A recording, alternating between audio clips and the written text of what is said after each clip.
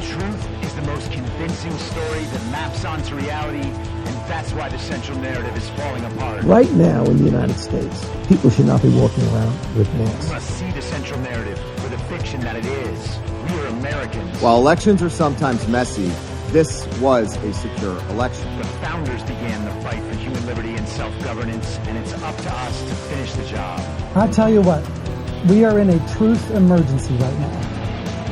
This is the end game.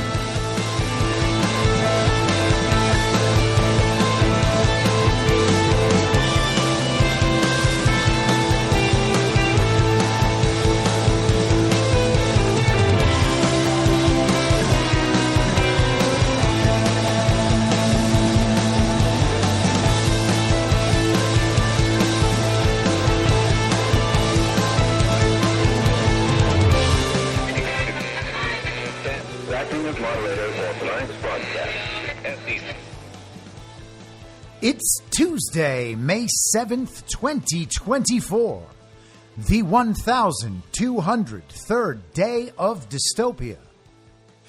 I'm your moderator, Chris Paul. Let's be reasonable. A warm welcome and hello to all of you listening via a paid subscription at imyourmoderator.substack.com.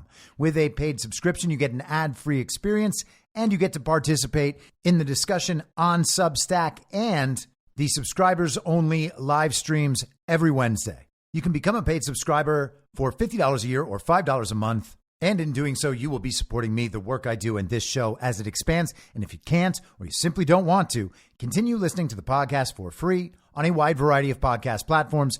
And of course, Rumble. All I ask is that you share it with your friends. You can find the links to the podcast, the writing, the social media, and the Substack by visiting linktree.com/I'mYourModerator. Anyone who understands the roller coaster we've been on these past few years knows we haven't reached the end yet, and there may still be hard times to come. And as we add $1 trillion to the national debt every 100 days, we could be headed for some shaky financial times. If you're like me, you're figuring out how to diversify and make sure some seeds are planted for whatever may come. And that's one of the many reasons I think Bitcoin is part of our future. But it's not only about money. Bitcoin looks to be a critical part of the next generation of technology, communications, energy, verification, and even national defense. I'd encourage everyone to do their research and do it now. And if you're convinced of the likelihood that Bitcoin is an essential part of our future, then you'll need an on-ramp. I recommend River. River empowers you to grow your portfolio without any unwanted surprises and eliminates third-party custodians, putting you in control of your assets. Open an account with no minimum purchase requirement. You can get your Bitcoin journey started with just $1. Visit partner.river.com/reasonable to create your River account today. That's partner.river.com/reasonable. Now, I know that many of you out there understand the need to diversify assets, or maybe you're looking to protect your retirement savings, but you're not quite there yet on Bitcoin, and you feel better about precious metals. I get that too. I think going in multiple directions is wise, and I do that myself. And when it comes to buying precious metals, you want to be working with a good company, and that's why I've partnered with Goldco.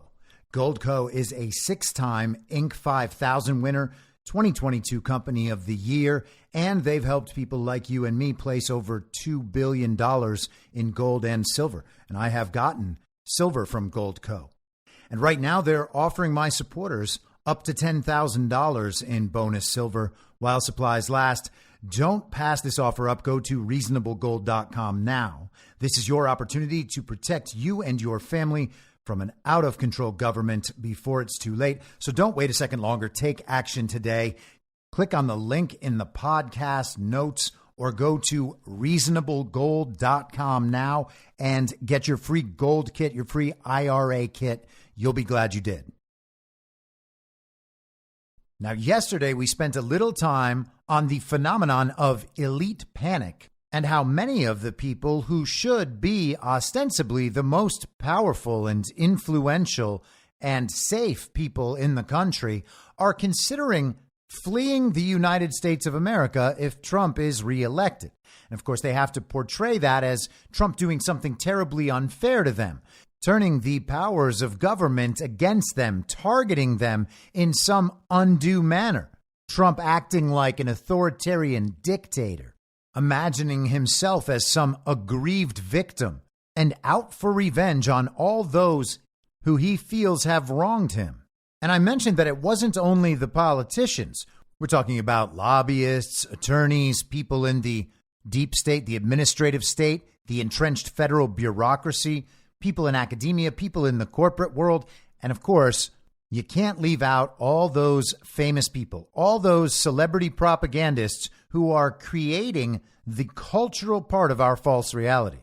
And so before we get into the rest of what I want to talk about today, I want to very briefly discuss a clip that is making the rounds after last night's Met Gala. Now, if you're not familiar with the Met Gala, it is basically this event that they hold every year. It's a fundraiser for the Metropolitan Museum of Art's Costume Institute in New York City. Or at least that's kind of the cover story. What it is really is a Hunger Games fashion show featuring trendy celebrities who are willing to either look absolutely ridiculous, appear almost completely naked, or do whatever they're told to advance a political agenda. This year's theme, Sleeping Beauty's Reawakening Fashion. Here is the official statement on the theme from last year when it was announced. The Met's innovative Spring 2024 Costume Institute exhibition will push the boundaries of our imagination and invite us to experience the multi-sensory facets of a garment.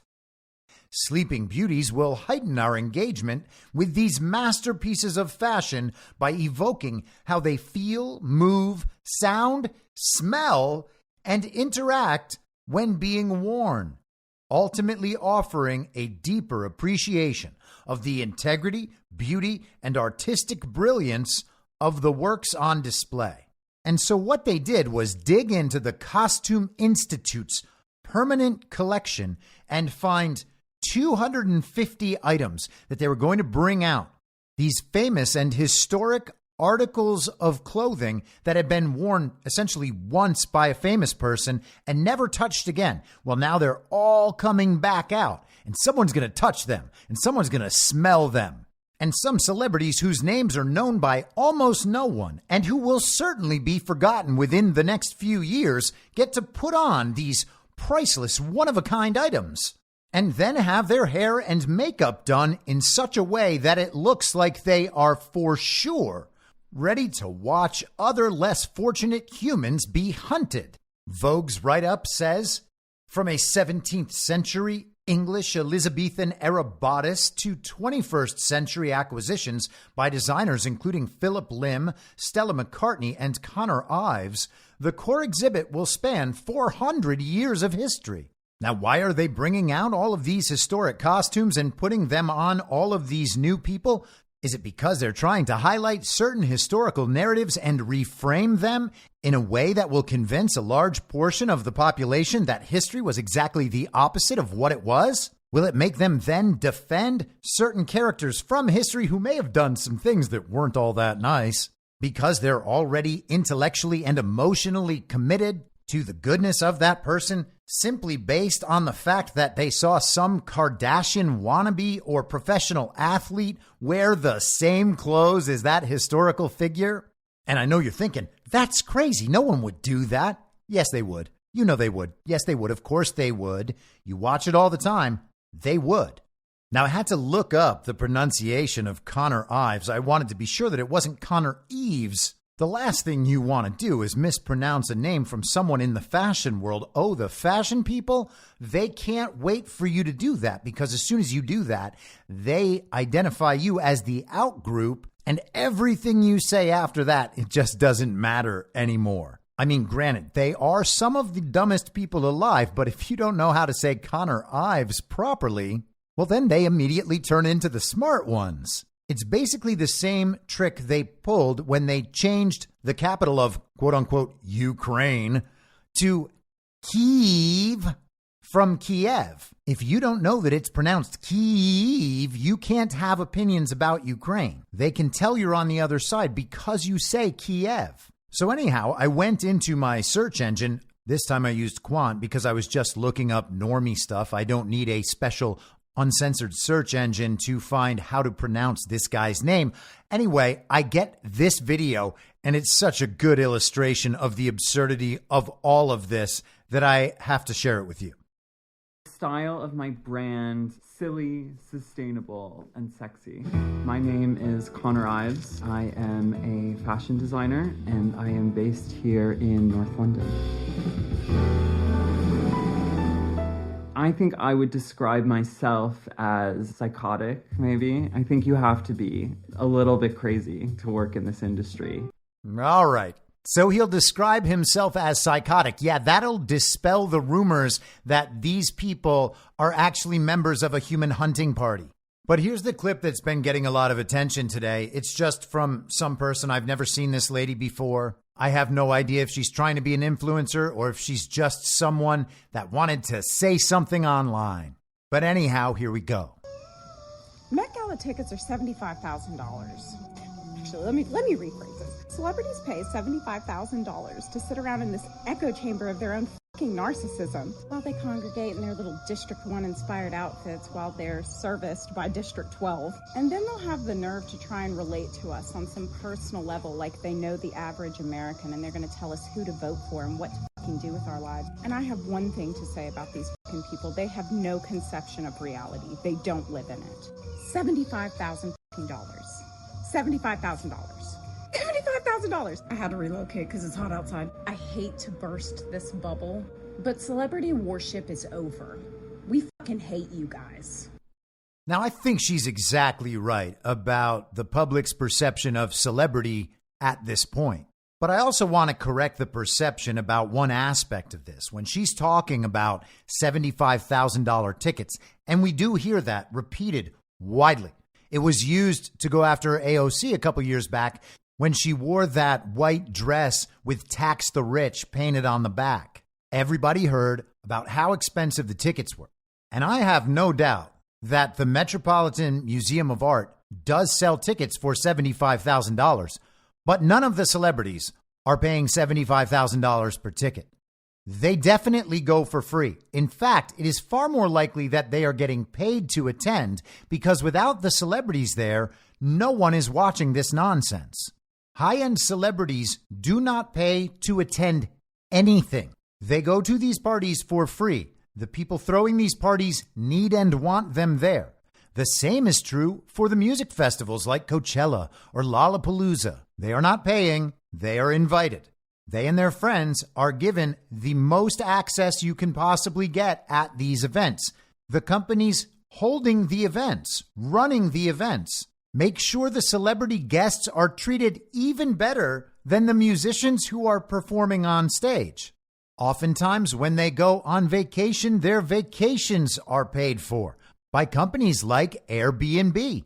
They will pay for entire vacations in exchange for the social media posts that advertise those locations and Airbnb.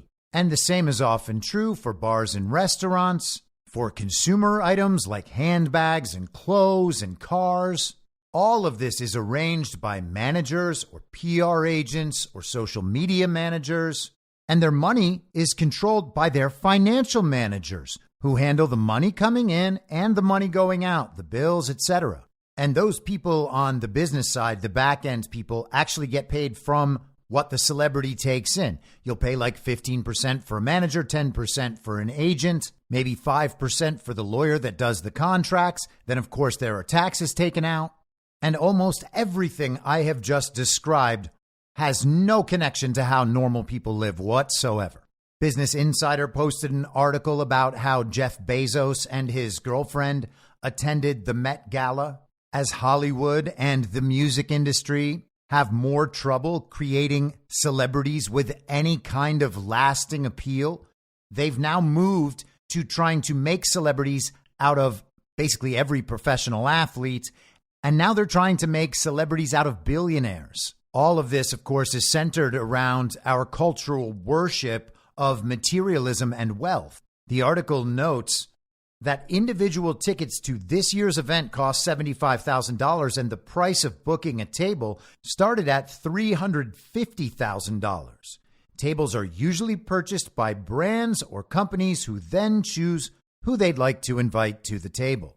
And that's the real key right there. The celebrities are there for brand association and publicity. They are not paying for their tickets. They're either going because they want to go, because they think it'll enhance their personal brand. They will be seen as very famous and very fashionable just for attending. So that helps them brand themselves, or they're getting paid. They project to the world that this is one of the most desirable, exclusive, high-end events you could ever attend, but virtually none of them would ever consider going if they were told it was going to actually cost them $75,000. It is a very good sign, though, that videos like this go around. And it doesn't have to be about hating celebrities or even hating celebrity culture. It's just about the recognition that this isn't something that we can center a stable moral society around. This is a bright, flashing neon sign displaying our cultural degeneration. And it's wonderful to see that this spell is breaking among the people of this country, because it's something that we absolutely must move beyond. And it's great that she pointed out that these are the people telling us who to vote for. These people look like what would happen if the Jetsons was set in Victorian England. They look like Will Ferrell's character Mugatu from Zoolander. That was supposed to be making fun of these people. Oh, these people would never actually do that. This is a parody. They're going over the top to make Mugatu look so ridiculous. Well, nope. That's just how they look now. I do find it a bit strange that we're not hearing stories coming out of Hollywood similar to the one we discussed yesterday coming out of Washington. People looking to flee. But sadly, I think it really is possible that they have no idea what's going on and no idea what's coming. They think they're just going to ride all of this out and that their reputations will somehow be preserved at the end. Like no one remembers all the things that they've said and everything they've pushed for profit while being paid for advertising propaganda on social media, with the money they're being paid coming from taxpayers. That was a major part of the COVID relief packages. And it's basically just a part of all government spending now, and that includes within the states. They talk about messaging and PR campaigns. And everybody assumes they're just talking about some billboards on the side of the highway or a commercial that you see every now and then about how you should get your shots. But that's not it. They're paying people who are already famous and wealthy with public funds to propagandize the same public. Now, we talked a bit yesterday about the Jack Smith documents hoax, the indictment of Donald Trump for supposedly mishandling classified national security documents, also known as his own presidential records. The National Archives had asked for them back, and Donald Trump's attorneys were handling that process. And then the illegitimate Biden administration decided that Donald Trump was taking too long in returning his own property to the National Archives, even though he didn't have to give it to them in the first place. But Norm Eisen and the Brookings Institution went to all the trouble to put down the quote-unquote evidence that Donald Trump had committed a very serious crime, enough to be prosecuted under the Espionage Act, and here we are. Norm Eisen doesn't write all these color revolution plans just to have them ignored. If he's going to write a white paper, by golly, a president's got to be indicted. So we talked yesterday about the recent revelations that the evidence had not been kept in the proper form, the way they found it. It had been manipulated and rearranged in the sorts of ways that would jeopardize a prosecution, potentially. We talked about how a process violation like this might be a way for them to find an acceptable off-ramp in a prosecution that is obviously backfiring. It's blowing up right in their faces. All of this was about the narrative in the first place. They had to discredit Donald Trump before the American public, make it so that no one would believe Donald Trump could ever be elected president again. They must have known they weren't going to imprison him before the election, but the narrative was supposed to do all the work. They wanted to make Donald Trump unelectable. And when you know you're able to rig elections, what that really means is creating a narrative so the public believes there's some possibility that Joe Biden could actually win. They don't need to believe that Joe Biden did win, just that he could have won, so that they can ignore all the claims of election fraud and call it all a conspiracy theory and keep going on in their lives, hopefully now leaving Donald Trump and all his supporters well behind. So we don't need to interpret the election as a real thing. It's not going to be decided on people's votes. And even if it was, that would be the result of a narrative battle, a successful narrative deployment, or defense against a successful narrative deployment.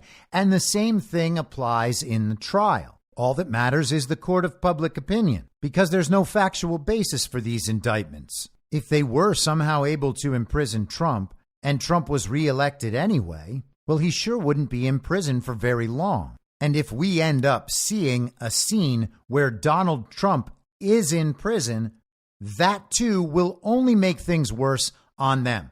So I propose that just like the Fani Willis debacle down in Fulton County, Georgia, it looks like the regime might be trying to get out of this Jack Smith indictment with minimal damage caused to them.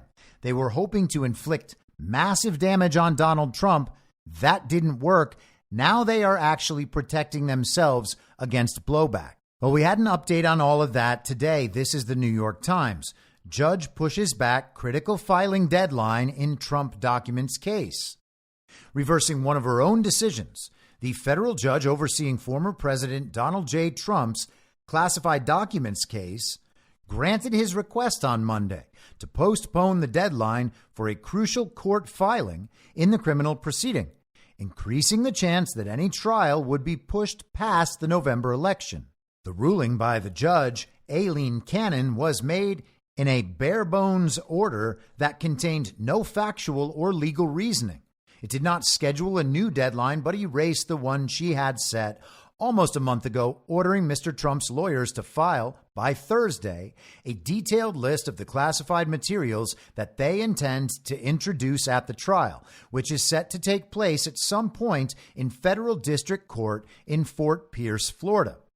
That list is enormously consequential because when filed, it will mark the first step in what will ultimately be a pitched battle between the defense and prosecution over what sorts of classified materials the jury will get to hear about at trial, a contested process balancing issues of public access and national security that could take months to complete. The Times writer briefly melts down about the delays in this trial because, of course, we're being told that Donald Trump's strategy is to delay and delay all of this so that he can make it go away after he is reelected, as if he needs to do that. Again, similar to yesterday, they want to maintain the view that Donald Trump is guilty and did all these things and can never be elected president again. That effort was maybe somewhat effective when they filed these indictments. All the hoopla surrounding that, all of the stories about what it was that Trump actually did, they got all the benefit up front. That has led to decreasing returns over time. The benefit now to continue on with this is almost zero. And so the Trump delay narrative is important because they suggest that is out of Trump's understanding of his own guilt. He wants this to take as long as possible, so the case is actually never tried in court. Now, if you have taken any objective look into the facts of any of these proceedings, you would understand that in a legitimate judicial system, Trump would be in no danger whatsoever. But we have an illegitimate Department of Justice under an illegitimate presidency bringing this case, prosecuting this case. The goal is to win the narrative, and the process is the punishment. So Donald Trump being in no real legal jeopardy is not really the point. But the people who are Trump deranged and watching this don't have an objective understanding of the facts or even what is being accused.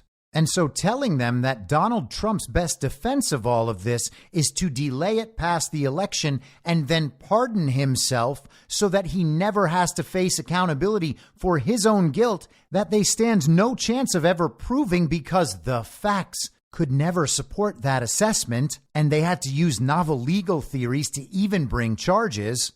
Well, that makes complete and total sense to them.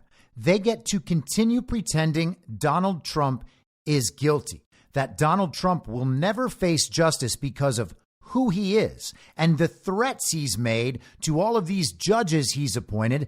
They're the ones who will ultimately protect him, and those Supreme Court justices, of course. They're going to say Trump stole his election when he goes back, and they're going to continue believing that we're all cultists who will believe whatever Donald Trump says. The best case scenario for the anti-Trump movement and the global regime in general is to get these cases to slowly fade away based on process and timelines, so they never have to prove any of the claims in court. But let's go back to the New York Times to hear more about these specific documents, this issue. The current dispute began nearly a month ago when Mr. Trump's lawyers asked Judge Cannon to delay the Thursday deadline they are facing at least until June. Their argument was seemingly uncomplicated. They said they were far too busy to draft the list of classified exhibits because they were defending the former president in a separate criminal trial, the one in Manhattan in which he stands accused of falsifying business records to keep a sex scandal from damaging his 2016 presidential campaign.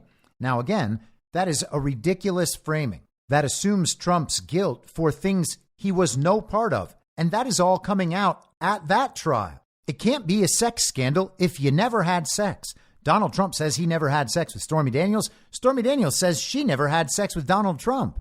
And it's worth remembering that Stormy Daniels still owes Donald Trump like $600,000.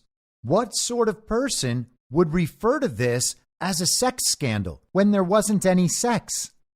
But on Monday afternoon, the lawyers offered a new rationale for the delay.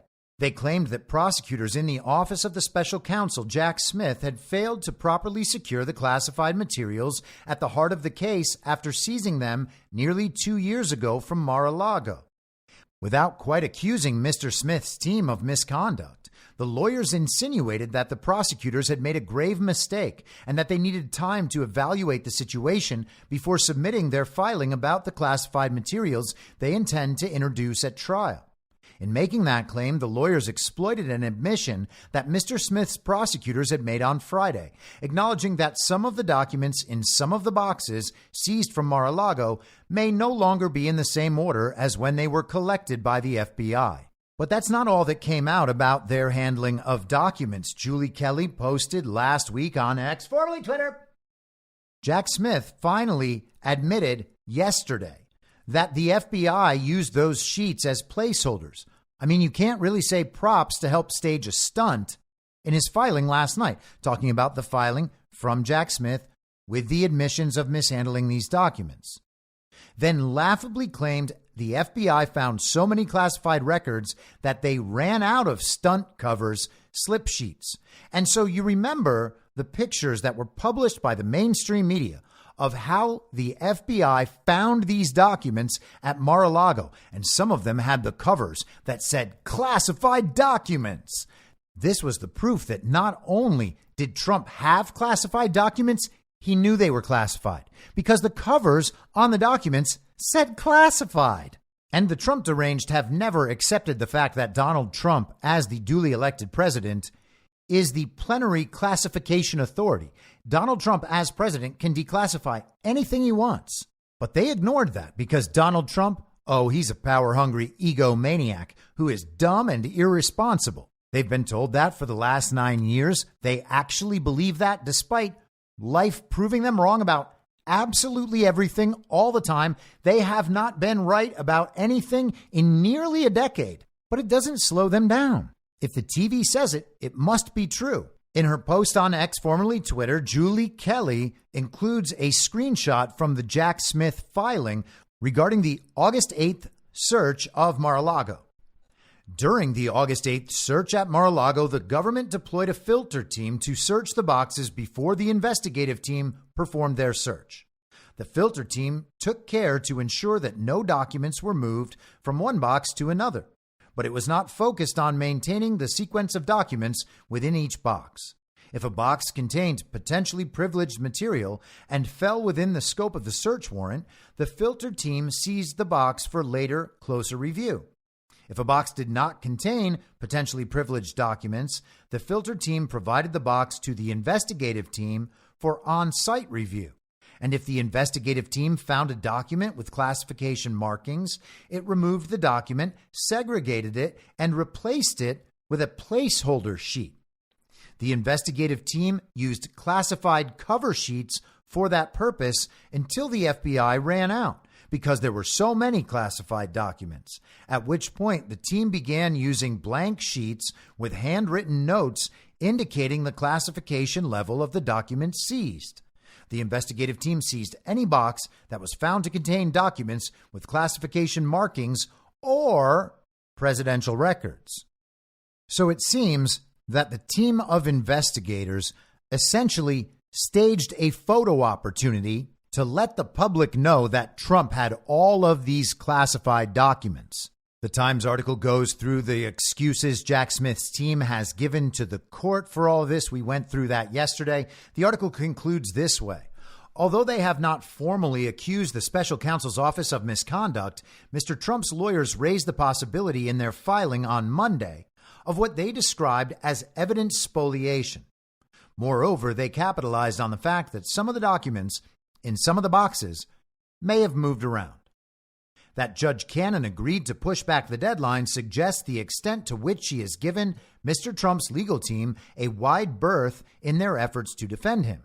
Over and over, Judge Cannon, who was appointed by Mr. Trump, has treated seriously arguments that many, if not most, federal judges would have rejected out of hand.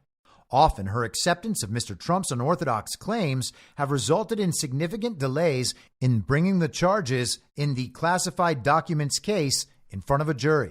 Okay, now a lot of that article was resetting the official story around the classified documents hoax and explaining how even though Jack Smith's team did admit that these documents were mishandled, that evidence was tampered with and manipulated, it's not that bad. It's not really their fault. Donald Trump, of course, is still guilty. His strategy is to delay everything. And the Trump-appointed judge overseeing this case is giving Donald Trump incredible leeway that the rest of the federal courts would not give. Trump's team has asked for these delays based on the other prosecutions. And it sounds like the writer for the New York Times is saying that he believes Donald Trump should be tried as fast as possible, no matter what else is going on. And that's pretty strange, because when the government is running a prosecution, the system absolutely should be set up to protect the rights of the accused, not to get a conviction as fast as possible. And that is what they want. Throwing 4 massive indictments and various other lawsuits at anyone so that they don't have the time or resources to successfully defend themselves in any of those lawsuits is an absolute abuse of the justice system. And anyone who cannot see that and admit that needs to really ask themselves what kind of society it is that they want, because all of the principles they pretend to support should lead them to the understanding that the most obvious way a government could abuse its power is by making it impossible for defendants to actually defend themselves against the accusations of that government. And that should be true in any prosecution, but especially one that is overtly political against an opposition candidate currently running for president. Now, all of this is narrative related, but there is an element that isn't, and that is the timing of the defense presenting this list of classified information, classified documents that they will be using as an evidentiary basis for their defense. And there's a similar issue happening with the Donald Trump overturning the election J6 Jack Smith indictment hoax. And the same is true in Fulton County as well. Consider the information that Donald Trump has in his arsenal to use to defend himself. He knows what was happening. He was president. Are we supposed to pretend that he doesn't have the relevant evidence and information to properly defend himself from these charges, most especially the evidence of obvious election manipulation? Of course he has this stuff. And it seems like Joe Biden's illegitimate government has no access to this information. They want that information, which is why they want Trump's defense to present the list of evidence, classified documents that he will be using to defend himself, because they want access to that information. The longer this process goes on, the more delay there is before Trump has to present this list of classified information he'll be using to defend himself. The longer all these regime elements have to remain in the dark about what it was Donald Trump was doing between the stolen election on November 3rd, 2020, and the fake inauguration of Joe Biden on January 20th, 2021. There is virtually nothing contained within that central narrative bubble that can explain what happened over the course of those 2.5 months without blowing up the entire story about the election, about J6, about Joe Biden's presidency, all of it. And all of these Get Trump efforts over the last few years can be understood from this perspective. In every case, the prosecutors, the illegitimate government, and this even includes the sham January 6th committee, they have all aimed their efforts at accessing information they seem to have no other means of accessing. And why can't they access that information? I mean, they are legitimately in government, aren't they? Joe Biden is a legitimate president with a legitimate administration, a legitimate Justice Department filing legitimate subpoenas. Same thing holds true of the Congress, doesn't it? And the Senate. Why can't they get any of this information from Donald Trump? After 3.5 years, the whole of the legitimate government cannot get information from the quote unquote former president. How about that? I thought Joe Biden was the most powerful man in the free world. But I know. We're conspiracy theorists. That is just a conspiracy theory. Joe Biden really did get 81 million real lawful American votes and is totally a legitimate president. All right. Changing subjects without a segue, let's stick with the New York Times. This is from today. UK Armed Forces data stolen by state-linked hackers. Lawmakers say the personal information of British military personnel has been hacked in a significant new data breach likely to have been orchestrated by a state, senior British politicians said on Tuesday. The cyber attack, which targeted a third-party payroll system used by Britain's Ministry of Defense, yielded the names and bank details of some serving members of the armed forces and some veterans, they said, as well as a small number of addresses. The payroll system, which is not connected to the Defense Ministry's own internal network, has been taken offline, and the government has not publicly blamed anyone for the data breach or confirmed British media reports pointing a finger at China. In March, Britain accused China of cyber attacks that compromised the voting records of tens of millions of people, and said that the Chinese had attempted unsuccessfully to hack email accounts belonging to several members of parliament. The Deputy Prime Minister, Oliver Dowden, also announced sanctions against 2 individuals and 1 company linked to a state-affiliated group implicated in those attacks. Man, that sounds just like when China and Iran accessed voter databases right before the 2020 election. And weren't there just elections in the UK? Oh, yeah, there were. Remember, Boris Johnson showed everyone how safe and secure their elections were by getting denied at the polling station, having to go home and retrieve his ID and then come back so he could vote. Thank goodness that's the only information that China was accessing, because at least you can understand it when it's a foreign adversary and not somebody in your own country working directly for the regime trying to rig elections. Now, let's just pause for a second. We have heard many times over the past few years about cyber attacks emerging from Russia or from China. We've been hearing about this for the duration of Donald Trump's involvement in national politics. We were told Russian hackers were the ones who compromised Hillary Clinton's emails and the DNC emails and exposed all of that via WikiLeaks. We heard about Dominion and Cloudflare after the 2020 elections. We often hear about nation-state level cyber attacks. Russia and China are always blamed, sometimes Iran, sometimes North Korea, but it's primarily Russia and China. And of course, these sorts of claims look ridiculous when you're viewing all of this through the good twin, evil twin paradigm, rather than the traditional understanding that has been thrust upon us and conditioned and drilled into our heads, where each one of these countries just acts as a self-contained, cohesive unit. China will do one thing. Russia will do one thing. Spain will do one thing. It doesn't matter who's in charge of the country. Mexico does what Mexico does. The U.S. does what the U.S. does. India does what India does. And with that understanding, anything that is done by any actor in one of those countries is considered something that is done by that country. That makes no sense. But it's not supposed to make sense for us because we're not supposed to understand what's going on. We're being told a story that will lead us to develop certain beliefs that over time will make it ever easier for the people in control to remain in control and to acquire more control so they can consolidate wealth and power and status, eventually leading to full control of everything under a one world, liberal, international, rules-based order. Viewing things from that perspective makes it impossible to understand any of this. So therefore, we talk about the good twin, evil twin perspective. The good twin being the decentralized and decentralizing force that leads to the sovereignty of nations and the sovereignty of individuals.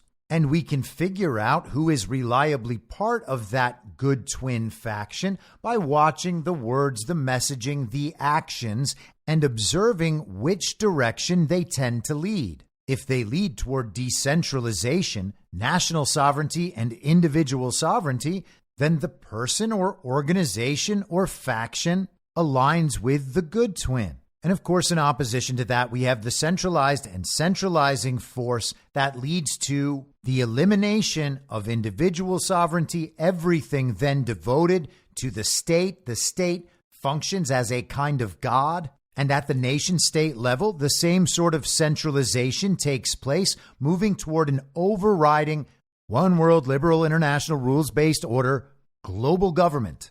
Now, in the good twin, evil twin perspective, all that matters is which faction is operating in each country, which faction is responsible for consistent cyber attacks. Well, we have to watch what is exposed and what the ultimate real-world effect of that exposure is. Most of the time, we are given the information that a hack, a breach, has occurred. As a limited hangout, it lets us know, hey, something bad happened.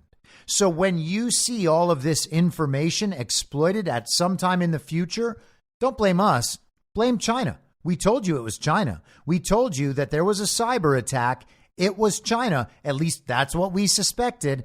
And now as we observe some real world effect from that quote unquote breach, you'll know exactly who to blame. And of course, when you see the blame put on one of these ostensibly rogue nations from the perspective of the global regime, you can understand that the point is to shift that responsibility so that nobody ever suspects that your data or military data or voter databases are just left wide open to a certain group of people or organizations who can access that information because they're performing some function on behalf of the regime that requires that information. There is no legal way for them to access it, but they're not going to allow that to stop them. So they simply access it and cover their footprints by blaming it on one of these quote unquote rogue nations.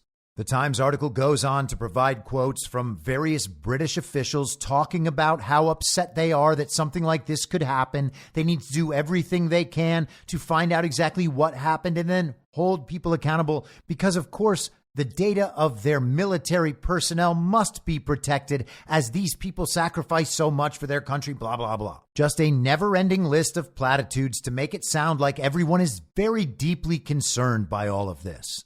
And then at the bottom of the article, they include a response from the Chinese. Asked about the reports, Lin Jian, a spokesman for the Chinese Ministry of Foreign Affairs, was curtly dismissive.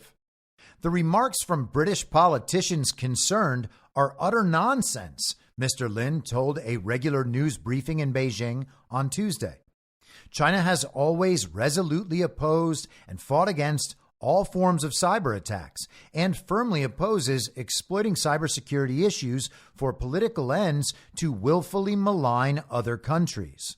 Now, no one has to defend the Chinese Communist Party. There is an evil twin faction in China just as there is everywhere else. The Chinese Communist Party, though, is no different than the Uniparty right here in America. In fact, they are partners in the exact same cause. The Chinese Communist Party was made powerful and wealthy by American neoconservatives, who themselves are ideological descendants of Trotsky. They are just militant communists bent on global domination. They are no different than the CCP, which is why they were happy to prop up the CCP and make them wealthy and powerful through their exploitation of slave labor. China also provided the American Uniparty the ability to do all sorts of things that have been outlawed here in the United States, like extraordinarily dangerous biomedical research. It is extremely important for the global regime to have countries, individuals, and entities it can frame as being enemies or adversarial, because there will always be someone to blame for the bad things they do. And if we question at all their targets, the people they blame, then we are reframed as unpatriotic. We saw this happen with Russia, Ukraine. We're seeing it happen right now. If we aren't up for fully defending Israel, a global regime proxy state whose agenda is antithetical to any understanding of America first. And just because people get really, really triggered, I'll be clear about it. Jewish people and Israeli people should work in their own interests to the best of their abilities, and I wish them luck in having the government and society they desire, one that helps to make the lives of their people safe and prosperous. But the Israeli government, as it existed, and the entire proxy state project of Israel, as it has advanced for over 100 years now, is not something that America first needs to support in order to be patriotic. It is a total inversion within the false reality to believe that prioritizing the support for another country is what it means to be America first. It makes no sense whatsoever. And it requires no negative or even ambivalent feelings about Israeli people or Jewish people in order to understand that. Our concern is not with people who just want to have nice lives. Our concern is with the global regime and its proxies worldwide. Israel is undeniably one of those, in the same way that Ukraine is, the same way that Taiwan is. Part of the manipulation in focusing on countries and the quote-unquote rights of these countries to exist, despite the fact that they weren't countries 100 years ago, and aren't actually countries right now, is that it becomes so easy to manipulate people's understanding on that basis. Israel is our ally. Ukraine is our ally. Taiwan is our ally. And oh boy, just think they're the only ally in that region that can stand up to our enemy and our adversaries, like Russia and China and Iran. And if you don't freak out about all of this like we tell you to, we're going to say you're a bad American and you want all our allies to suffer. You're not a patriot. You don't care about these treaties that we decided to make before you were alive that didn't even follow the proper constitutional protocols. And yeah, remember how we just overthrew the Constitution multiple times since it was signed? Now, where's my Ukraine and Israel flag pin? Now, I know we're not supposed to believe the Chinese when they say they didn't do something, but listen to this response. All of the bluster from British politicians about this violation of their military personnel. The remarks from British politicians concerned are utter nonsense. That's it. These people don't deserve to be taken seriously. They're not serious people. Even normal people are becoming hip to this manipulation. And if all of this is so serious, why aren't these British officials calling this an act of war? I'll just read one of these comments from a British politician that the Times quoted, because this is about as close as they ever come. Writing on social media, Ian Duncan Smith, a Conservative Party lawmaker, former party leader and critic of the Chinese government, described the hacking of the payroll database as yet another example of why the UK government must admit that China poses a systemic threat to the UK. He added, "No more pretense. China is a malign actor, supporting Russia with money and military equipment, working with Iran and North Korea in a new axis of totalitarian states." Hey, dude, your country's run by bankers in a city-state down the street from a bunch of Prussian inbreds LARPing as royal monarchs. Now, I don't want to go too hard after the British because, of course, we're also controlled by those very same people. Now, speaking about these malign foreign actors, these adversaries, or so we're told, there was a big story in The Atlantic over the weekend from one of the world's leading global regime communist propagandists, Anne Applebaum, one of the most mouth-frothing Russia haters who has ever existed. She is raised in what she describes as a very reform Jewish family. She was educated at Yale and Oxford, and then she was a correspondent at The Economist. She's been married for over 30 years to a man named Radoslav Sikorsky, who just so happens to currently be the Minister of Foreign Affairs of Poland in Donald Tusk's cabinet. He was also a journalist, also part of the European Parliament. Now, Donald Tusk is the Prime Minister of Poland. He is the leader of the legislature, essentially. Andrzej Duda, as we discussed a couple weeks ago, he's the one who came to America to meet with Donald Trump at Trump Tower. He is the president of Poland. Tusk is his global regime opposition, essentially. Anne Applebaum is as regime as anyone could possibly get. So let's go to the article in The Atlantic, the headline, "The New Propaganda War." Now, this is quite long. I'm probably going to skip through a few parts of it, but it is very interesting because this is the high-level official story from someone experiencing total inversion within the false reality, which is always great because viewed through the right lens, you can decode this stuff pretty easily. Let's begin. On June 4th, 1989, the Polish Communist Party held partially free elections, setting in motion a series of events that ultimately removed the communists from power. Not long afterward, street protests calling for free speech, due process, accountability, and democracy brought about the end of the communist regimes in East Germany, Czechoslovakia, and Romania. Within a few years, the Soviet Union itself would no longer exist. Also on June 4th, 1989, the Chinese Communist Party ordered the military to remove thousands of students from Tiananmen Square. The students were calling for free speech, due process, accountability, and democracy. Soldiers arrested and killed demonstrators in Beijing and around the country. Later, they systematically tracked down the leaders of the protest movement and forced them to confess and recant. Some spent years in jail. Others managed to elude their pursuers and flee the country forever. In the aftermath of these events, the Chinese concluded that the physical elimination of dissenters was insufficient. To prevent the democratic wave then sweeping across Central Europe from reaching East Asia, the Chinese Communist Party eventually set out to eliminate not just the people, but the ideas that had motivated the protests. In the years to come, this would require policing what the Chinese people could see online. Nobody believed that this would work. In 2000, President Bill Clinton told an audience at the Johns Hopkins School of Advanced International Studies that it was impossible. In the knowledge economy, he said, economic innovation and political empowerment, whether anyone likes it or not, will inevitably go hand in hand. The transcript records the audience reactions, and she shows a bit of the transcript where it's recorded that the audience responded with laughter. While we were still rhapsodizing about the many ways in which the internet could spread democracy, the Chinese were designing what's become known as the Great Firewall of China.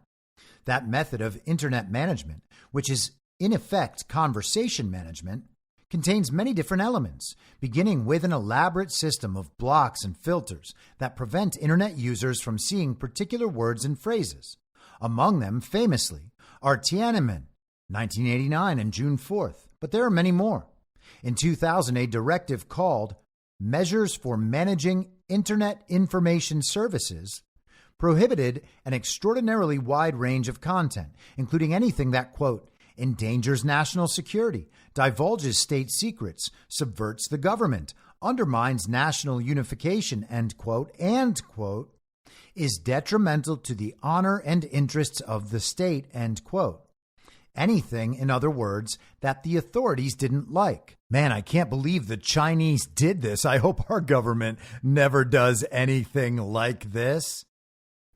The Chinese regime also combined online tracking methods with other tools of repression, including security cameras, police inspections, and arrests. In Xinjiang province, where China's Uyghur Muslim population is concentrated, the state has forced people to install nanny apps that can scan phones for forbidden phrases and pick up unusual behavior. Anyone who downloads a virtual private network, anyone who stays offline altogether, and anyone whose home uses too much electricity, which could be evidence of a secret house guest, can arouse suspicion. Voice recognition technology, even DNA swabs, are used to monitor where Uyghurs walk, drive, and shop. With every new breakthrough, every AI advance, China has gotten closer to its holy grail, a system that can eliminate not just the words democracy and Tiananmen from the internet, but the thinking that leads people to become democracy activists or attend public protests in real life. And what does all of this sound like as soon as you understand that democracy, from the perspective of globalists like Anne Applebaum, means the one world liberal international rules-based order? They call it our democracy. They pretend that it represents everyone, all the people of all the countries included in that liberal rules-based one world international order. It doesn't matter if the elections in all of those countries are stolen, and that the reported results show, much like in America, that the country is basically 50-50, but always happy to continue moving in the direction of that global order, no matter who we elect. I love when these people are acting like they are opposing authoritarians when they are the authoritarians. All of those features she just described of this dystopian Chinese Communist Party system, we can see all of them blooming right here in America, right out in the open. But along the way, the Chinese regime discovered a deeper problem. Surveillance, regardless of sophistication, provides no guarantees. During the coronavirus pandemic, the Chinese government imposed controls more severe than most of its citizens had ever experienced. Millions of people were locked into their homes. Untold numbers entered government quarantine camps. Yet the lockdown also produced the angriest and most energetic Chinese protests in many years. Young people who had never attended a demonstration and had no memory of Tiananmen gathered in the streets of Beijing and Shanghai in the autumn of 2022 to talk about freedom. In Xinjiang, where lockdowns were the longest and harshest, and where repression is the most complete, people came out in public and sang the Chinese national anthem, emphasizing one line: "Rise up, those who refuse to be slaves." Clips of their performance circulated widely, presumably because the spyware and filters didn't identify the national anthem as dissent. Even in a state where surveillance is almost total, the experience of tyranny and injustice can radicalize people. Anger at arbitrary power will always lead someone to start thinking about another system, a better way to run society. The strength of these demonstrations and the broader anger they reflected was enough to spook the Chinese Communist Party into lifting the quarantine and allowing the virus to spread. The deaths that resulted were preferable to public anger and protest. Now that is shocking, even for a commie like Anne Applebaum. Deaths from the very deadly pandemic, honestly. Like the demonstrations against President Vladimir Putin in Russia that began in 2011, the 2014 street protests in Venezuela, and the 2019 Hong Kong protests, the 2022 protests in China help explain something else: why autocratic regimes have slowly turned their repressive mechanisms outward into the democratic world. If people are naturally drawn to the image of human rights, to the language of democracy, to the dream of freedom, then those concepts have to be poisoned.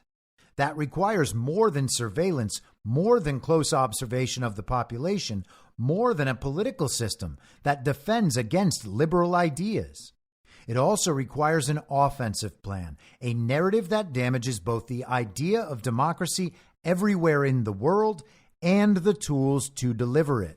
So you see that these awful, oppressive regimes are now trying to oppress other countries too. They're going to make everything all backwards for us if they get their way. Because as Anne Applebaum is about to tell you, we would never do anything like what the Chinese Communist Party has done with its people, how it has destroyed their ability to communicate and eliminate any potential they might have to express dissent in their government. It's not like here, where there is absolutely no censorship, absolutely no propaganda, and people are allowed to express their dissent in any forum they like. In fact, America, as it always has been, is an absolute paradise of free speech and expression. We are the freest people in the world.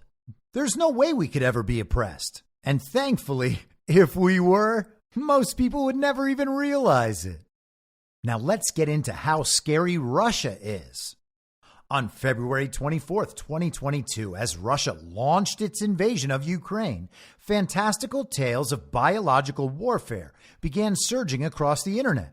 Russian officials solemnly declared that secret U.S.-funded biolabs in Ukraine had been conducting experiments with bat viruses and claimed that U.S. officials had confessed to manipulating dangerous pathogens. The story was unfounded, not to say ridiculous, and was repeatedly debunked. Nevertheless, an American Twitter account with links to the QAnon conspiracy network at War Clandestine began tweeting about the non-existent biolabs, racking up thousands of retweets and views. The hashtag biolabs started trending on Twitter and reached more than 9 million views. Even after the account, later revealed to belong to a veteran of the Army National Guard, was suspended, people continued to post screenshots. A version of the story appeared on the InfoWars website, created by Alex Jones, best known for promoting conspiracy theories about the shooting at Sandy Hook Elementary School and harassing families of the victims. Tucker Carlson, then still hosting a show on Fox News, played clips of a Russian general and a Chinese spokesperson repeating the biolab fantasy and demanded that the Biden administration, quote, stop lying and tell us what's going on here. So all of the claims about Ukrainian biolabs are, in Anne Applebaum's delusional commie brain, are nothing more than conspiracy theories, despite the fact that they are well documented. Appeared on a State Department website that was immediately deleted once people realized it. These labs were the subject of a trip with Dick Lugar and Barack Obama to Ukraine to visit the biolabs, and there is video of that visit back in 2005. Russia took these claims to the UN Security Council. So if they're all just a fantasy, well, these people are going pretty far with that fantasy. And then, of course, there is this from one of Anne Applebaum's allies, Victoria Nuland, appearing for Senate testimony, speaking to Florida Senator and fake VP candidate Marco Rubio. Does Ukraine have chemical or biological weapons? Ukraine has biological research facilities, which, in fact, we are now quite concerned Russian forces may be seeking to gain control of. So we are working with the Ukrainians on how they can prevent any of those research materials from falling into the hands of Russian forces should they approach. I'm sure you're aware that the Russian propaganda groups are already putting out there all kinds of information about how they've uncovered a plot by the Ukrainians to release biological weapons in the country and with NATO's coordination. If there's a biological or chemical weapon incident or attack inside of Ukraine, is there any doubt in your mind that 100% it would be the Russians that would be behind it? There is no doubt in my mind, Senator, and it is classic Russian technique to blame on the other guy what they're planning to do themselves. So U.S. Defense Department funded biolabs in Ukraine are a fantasy. But what we do have are biomedical research facilities. But they're not researching how to make biological weapons. They're researching how to defend against biological weapons.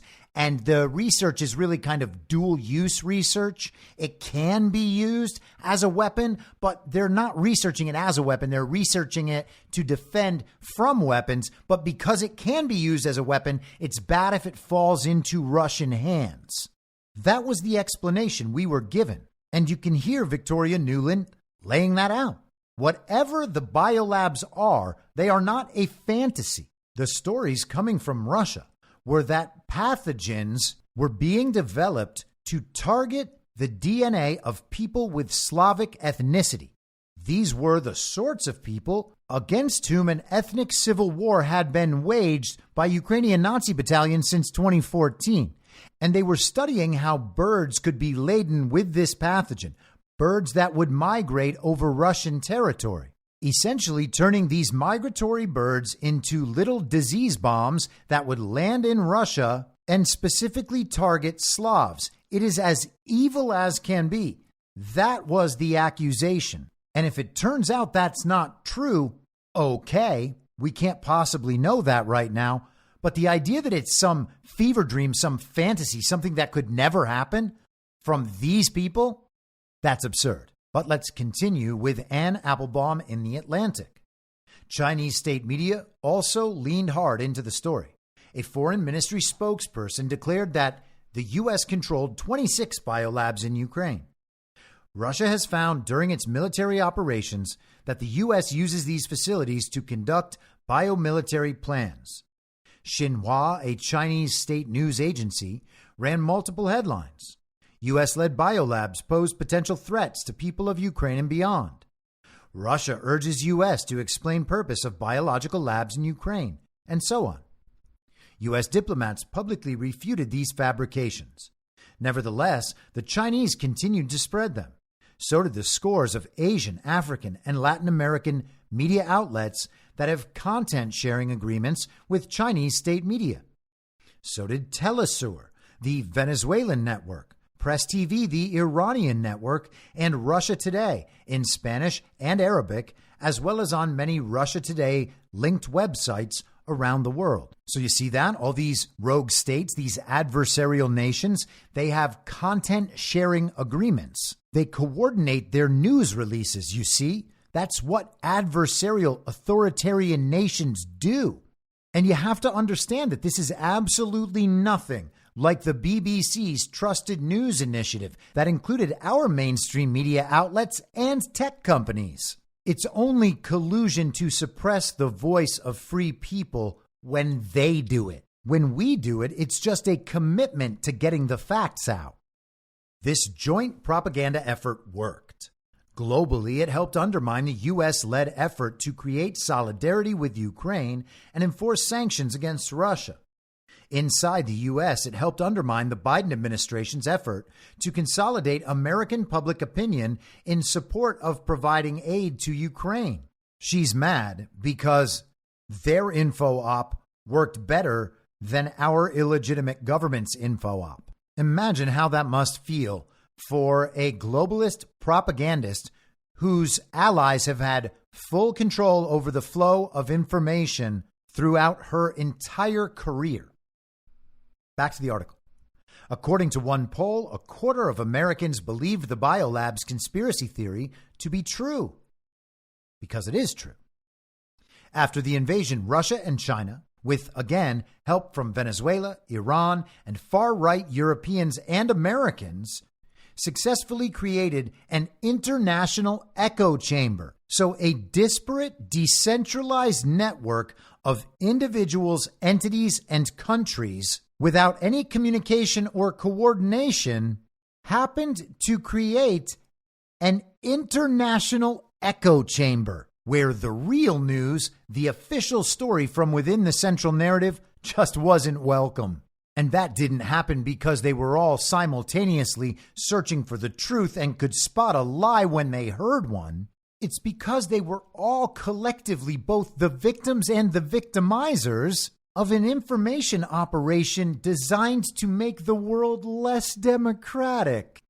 Anyone inside this echo chamber heard the biolab conspiracy theory many times from different sources, each one repeating and building on the others to create the impression of veracity. They also heard false descriptions of Ukrainians as Nazis, along with claims that Ukraine is a puppet state run by the CIA and that NATO started the war. All of this has been confirmed from within the mainstream media global propaganda information ecosystem. You just heard Victoria Nuland. The New York Times and the Washington Post have run stories about Ukrainian Nazis.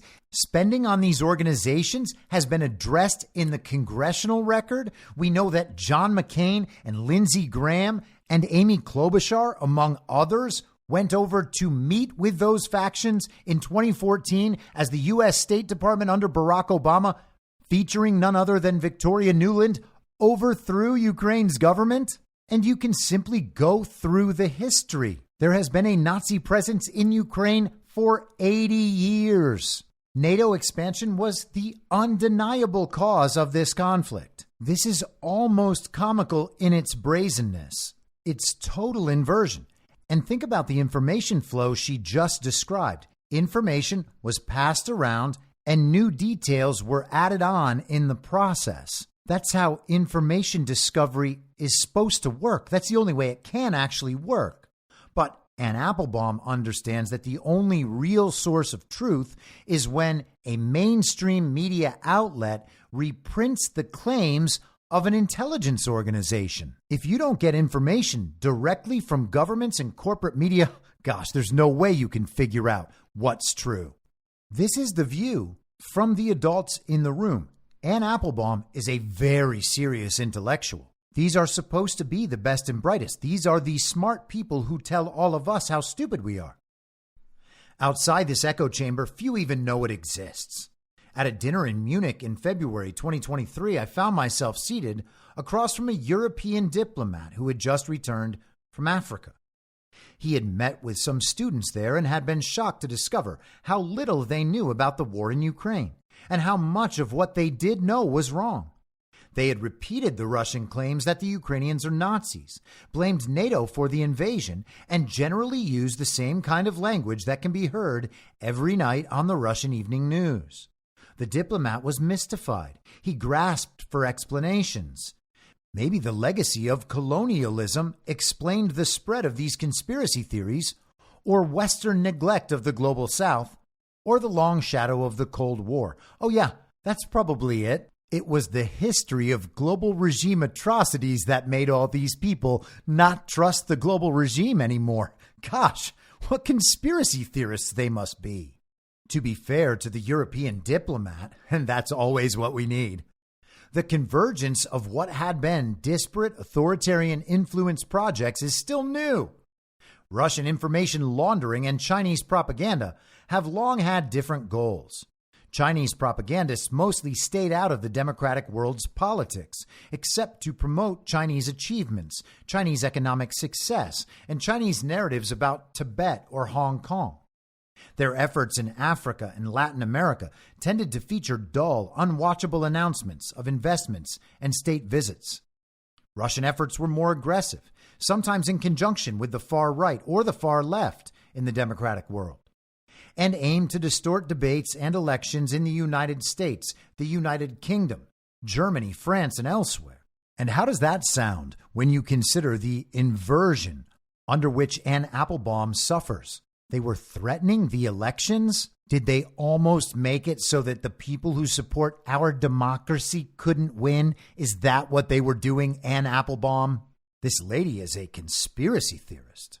Still, they often seemed unfocused, as if computer hackers were throwing spaghetti at the wall just to see which crazy story might stick. Venezuela and Iran were fringe players, not real sources of influence.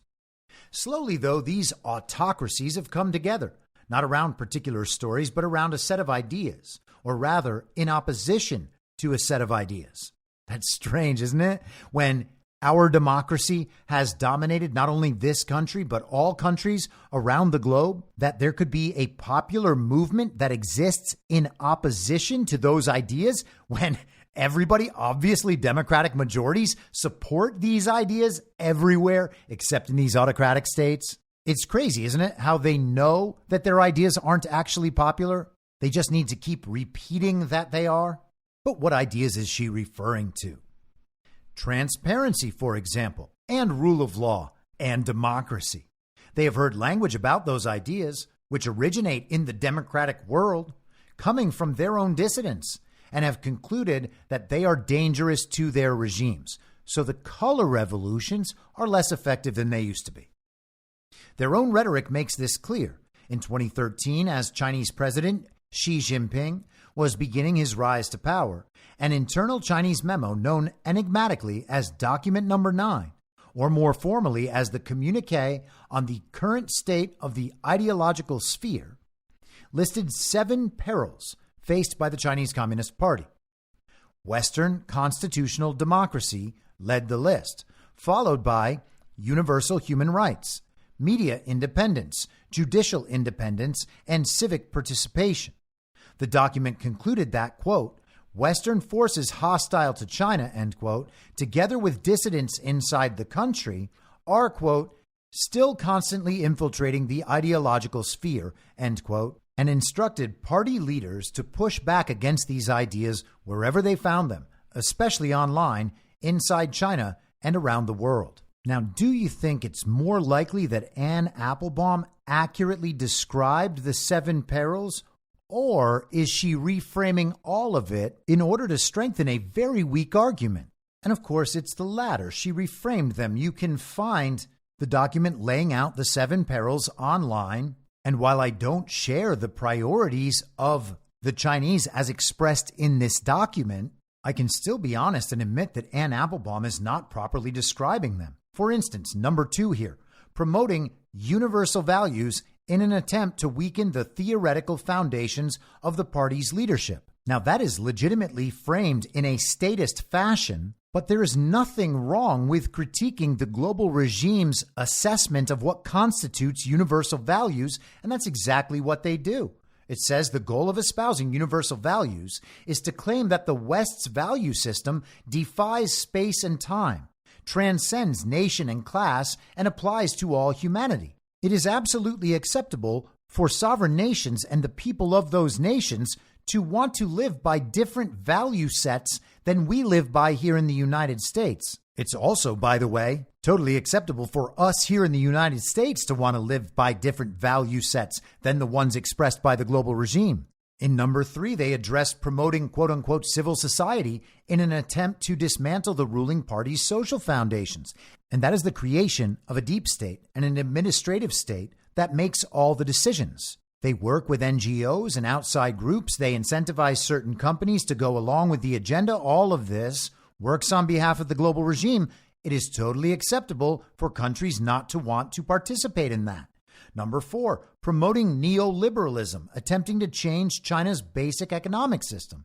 Now, we don't have to like China's economic system to understand that that is a matter for China to deal with, not for people like Anne Applebaum to decide for the Chinese. And I'm not going to go through all of them, but number 6 is promoting historical nihilism, trying to undermine the history of the CCP and of New China.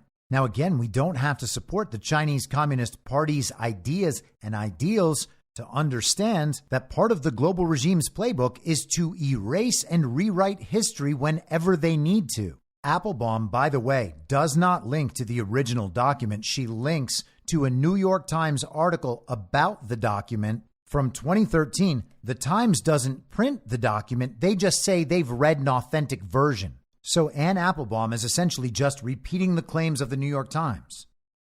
For the moment, viewership of many of these Chinese-owned channels remains low. Their output can be predictable, even boring. But more popular forms of Chinese television are gradually becoming available. Star Times, a satellite television company that is tightly linked to the Chinese government, launched in Africa in 2008 and now has 13 million television subscribers in more than 30 African countries. Star Times is cheap for consumers, costing just a few dollars a month. It prioritizes Chinese content, not just news, but kung fu movies, soap operas, and Chinese Super League football, with the dialogue and commentary all translated into Hausa, Swahili, and other African languages. In this way, even entertainment can carry China-positive messages. Again, this used to be the purview of the US and the UK alone. The constant theme here is that Anne Applebaum and her allies are panicking over the loss of control over the means of information. This subtler shift is the real goal, to have the Chinese point of view appear in the local press with local bylines. Chinese propagandists call this strategy borrowing boats to reach the sea, and it can be achieved in many ways. Unlike Western governments, China doesn't think of propaganda, censorship, diplomacy, and media as separate activities. Legal pressure on news organizations, online trolling operations aimed at journalists, cyberattacks, all of these can be deployed as part of a single operation designed to promulgate or undermine a given narrative. China also offers training courses or stipends for local journalists across Asia, Africa, and Latin America, sometimes providing phones and laptops in exchange for what the regime hopes will be favorable coverage. The Chinese also cooperate both openly and discreetly with the media outlets of other autocracies. Telesur, a Hugo Chavez project launched in 2005, is headquartered in Caracas and led by Venezuela in partnership with Cuba and Nicaragua. Selectively culled bits of foreign news make it onto Telesur from its partners, including headlines that presumably have limited appeal in Latin America. U.S.-Armenia joint military drills undermine regional stability, for example, and Russia has no expansionist plans in Europe. Both of these stories from 2023 were lifted directly from the Xinhua Wire. And you're supposed to understand that those sorts of stories couldn't be important to people in those countries. Therefore, they shouldn't be allowed to have access to them. Iran, for its part, offers Hispan TV, the Spanish-language version of Press TV, the Iranian international service. Hispan TV leans heavily into open anti-Semitism and Holocaust denial.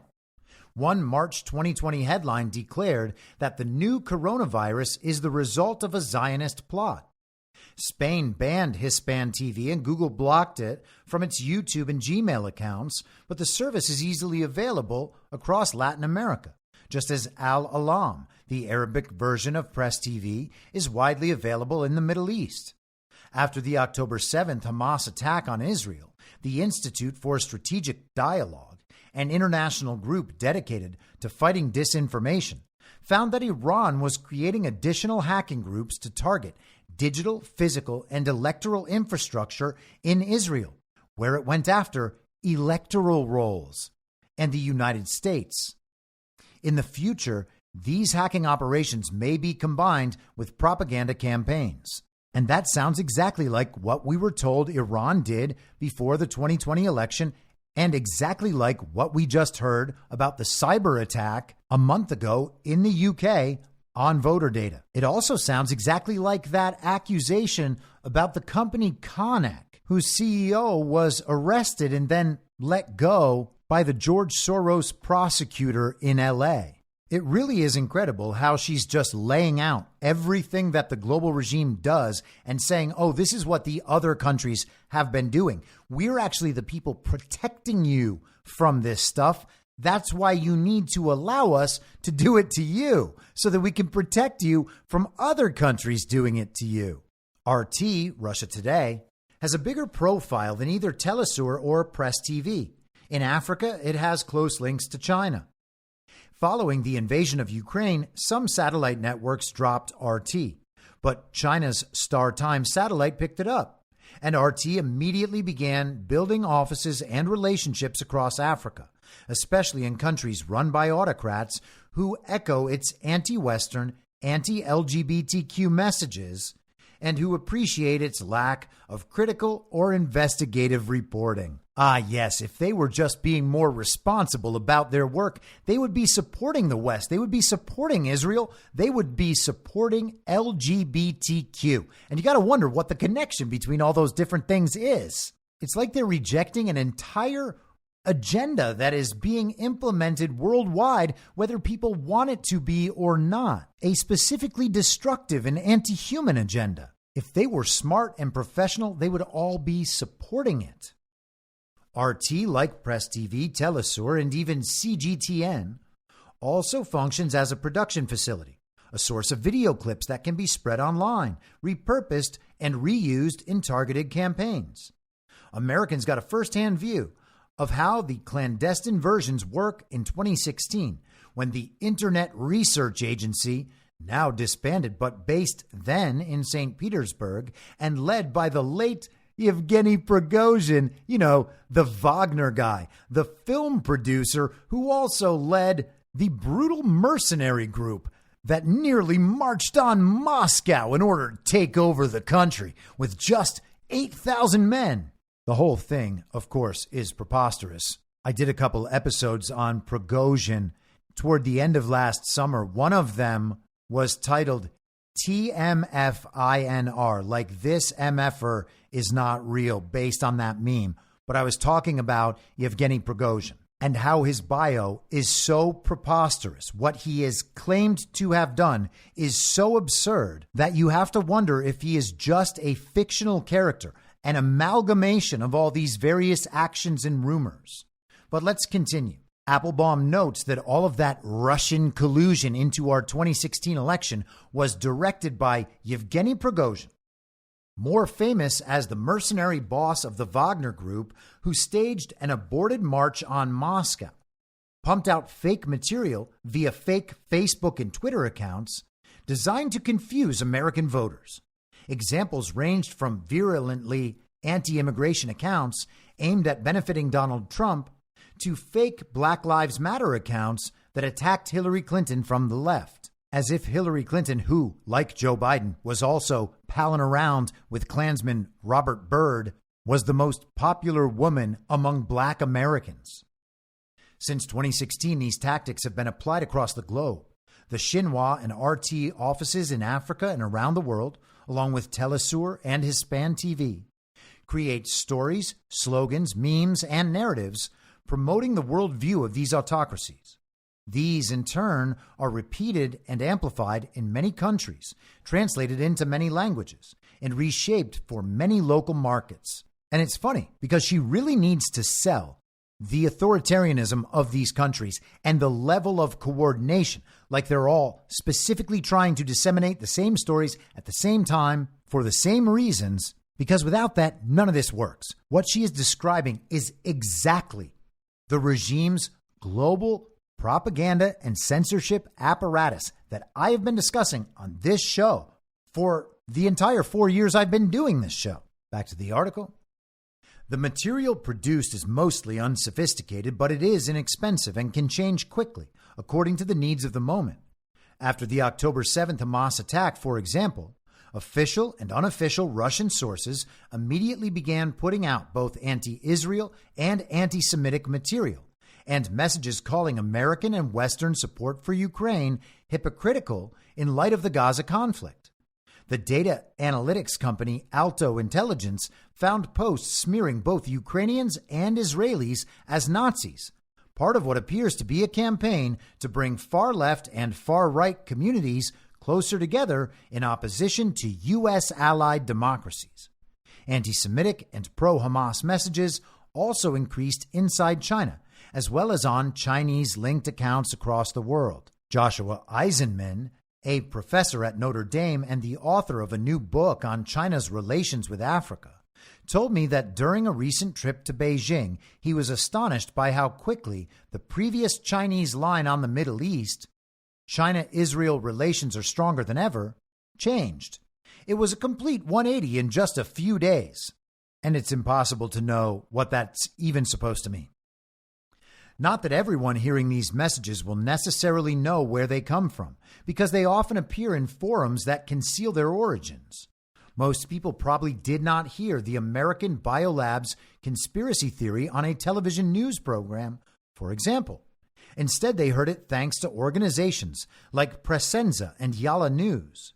Presenza, a website founded in Milan and relocated to Ecuador in 2014, publishes in 8 languages, describes itself as, quote, an international news agency dedicated to news about peace and nonviolence, end quote, and featured an article on biolabs in Ukraine.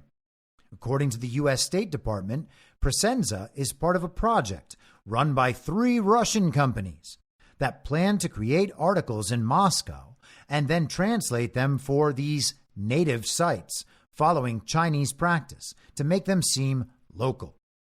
Presenza denied the allegations. One of its journalists, Oleg Yasinski, who said he is of Ukrainian origin, responded by denouncing America's, quote, planetary propaganda machine, end quote, and quoting Che Guevara. And it seems like this is designed to frame him as someone who doesn't realize that Che Guevara is a bad guy and is therefore quoting him without realizing it. It's a shame that she didn't actually present us with the quote so that we could judge it in context rather than just saying to ourselves, oh yeah, Che Guevara bad. Like Presenza, Yalla News also markets itself as independent. This UK-registered Arabic-language news operation provides slickly produced videos, including celebrity interviews, to its 3 million followers every day. In March 2022, as the Biolabs allegation was being promoted by other outlets, the site posted a video that echoed one of the most sensational versions. Ukraine was planning to use migratory birds as a delivery vehicle for bioweapons, infecting the birds and then sending them to Russia to spread disease. And we discussed that claim earlier. Yalla did not invent this ludicrous tale. Russian state media, such as the Sputnik news agency, published it in Russian first, followed by Sputnik's Arabic website and RT Arabic. Russia's United Nations ambassador addressed the UN Security Council about the BioBird scandal, warning of the, quote, real biological danger to the people in European countries, which can result from an uncontrolled spread of bioagents from Ukraine. In an April 2022 interview in Kyiv, Ukrainian President Volodymyr Zelensky told the Atlantic's editor-in-chief, Jeffrey Goldberg, by the way, the one who spread the suckers and losers hoax, and me, that the BioBird story reminded him of a Monty Python sketch. If Yalla were truly an independent publication, as it describes itself, it would have fact-checked this story, which, like other biolab conspiracies, was widely debunked. And again, all they have to do is say it's debunked. None of them actually understand what the debunking is or what facts they intend to debunk. They just understand that a conspiracy theory has been debunked. So if you ever hear anything about that conspiracy theory, just know it's debunked. Just say it's debunked. And it's unfortunate that Anne Applebaum didn't actually explain the substance of that theory and what Russia brought to the UN. What Russia brought to the UN, which was the substance of these stories on which these stories were based. It wasn't that they just made it up and spread it in the news and everyone believed it. Russia claims to have retrieved intel, data, and documents from these Ukrainian U.S. biolabs that were being operated near the Russia-Ukraine border that lay out in detail these plans. The only question is whether or not these documents were retrieved from those biolabs and are being honestly reported authentic in what the documents show. That's the only question. We don't need to worry about the news outlets reporting them. We don't need to pretend it's been debunked. We don't need to pretend it's a conspiracy theory. The documents either are or are not authentic. And it's a shame that Anne Applebaum doesn't address that, especially considering that she must know her pal Victoria Nuland said they were real in Senate testimony. It's actually shocking that so much of this article rests on the idea that the Ukrainian biolab's conspiracy theory has no substance to it. Because all you have to do is play the Victoria Nuland audio, and anyone in their right mind immediately knows that Anne Applebaum is totally untrustworthy. She is legitimately relying on the censorship in the United States from preventing the readers of The Atlantic from ever hearing what Victoria Nuland admitted to in plain English. Back to the article. But Yalla News is not a news organization at all. As the BBC has reported, it's an information laundromat, a site that exists to spread and propagate material produced by RT and other Russian facilities. Yalla News has posted claims that the Russian massacre of Ukrainian civilians at Bucha was staged, that Zelensky appeared drunk on television, and that Ukrainian soldiers were running away from the front lines. Although the company is registered to an address in London, a mail drop shared by 65,000 other companies, its news team is based in a suburb of Damascus. The company's CEO is a Syrian businessman based in Dubai who, when asked by the BBC, insisted on the organization's impartiality. Another strange actor in this field is RRN. The company's name is an acronym, originally for Reliable Russian News, later changed to Reliable Recent News.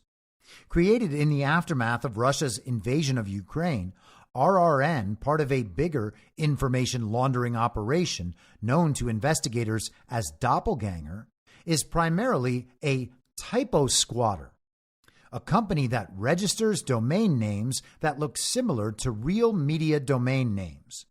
Reuters CFD instead of Reuters.com, for example, as well as websites with names that sound authentic but are created to deceive. RRN is prolific. During its short existence, it has created more than 300 sites targeting Europe, the Middle East, and Latin America. Links to these sites are then used to make Facebook, Twitter, and other social media posts appear credible. When someone is quickly scrolling, they may not notice that a headline links to a fake Spiegel.pro website rather than to the authentic German magazine website Spiegel.de.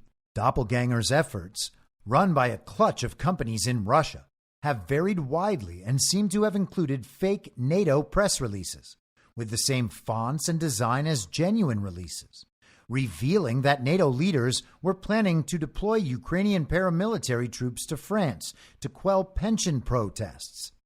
In November, operatives who the French government believes are linked to Doppelganger spray-painted Stars of David around Paris and posted them on social media, hoping to amplify French divisions over the Gaza war. Russian operatives built a social media network to spread the false stories and photographs of anti-Semitic graffiti. The goal is to make sure that the people encountering this content have little clue as to who created it or where or why. And we have discussed many times on this podcast how to respond in a totally fact-free environment. We need to understand that there are no authoritative sources of information. And so we need to find other ways of discerning beyond what the child brains do, determining that some sources should be trusted, whereas other sources can't be trusted. That is just an argument from authority. You are replacing a reliance on facts, evidence, logic, reason, and sound argument with the ostensible authority of the New York Times or the BBC. The BBC is legitimately state media in the UK, and they control state media throughout the quote-unquote West. But according to Anne Applebaum, that constitutes an authoritative source, whereas all of this is just disinformation, misinformation, malinformation, nonsense. Russia and China are not the only parties in this space. Both real and automated social media accounts geolocated to Venezuela played a small role in the 2018 Mexican presidential election, for example, boosting the campaign of Andrés Manuel López Obrador. Notable were two kinds of messages: those that promoted images of Mexican violence and chaos, images that might make people feel they need an autocrat to restore order, and those that were angrily opposed to NAFTA and the U.S. more broadly. This tiny social media investment must have been deemed successful.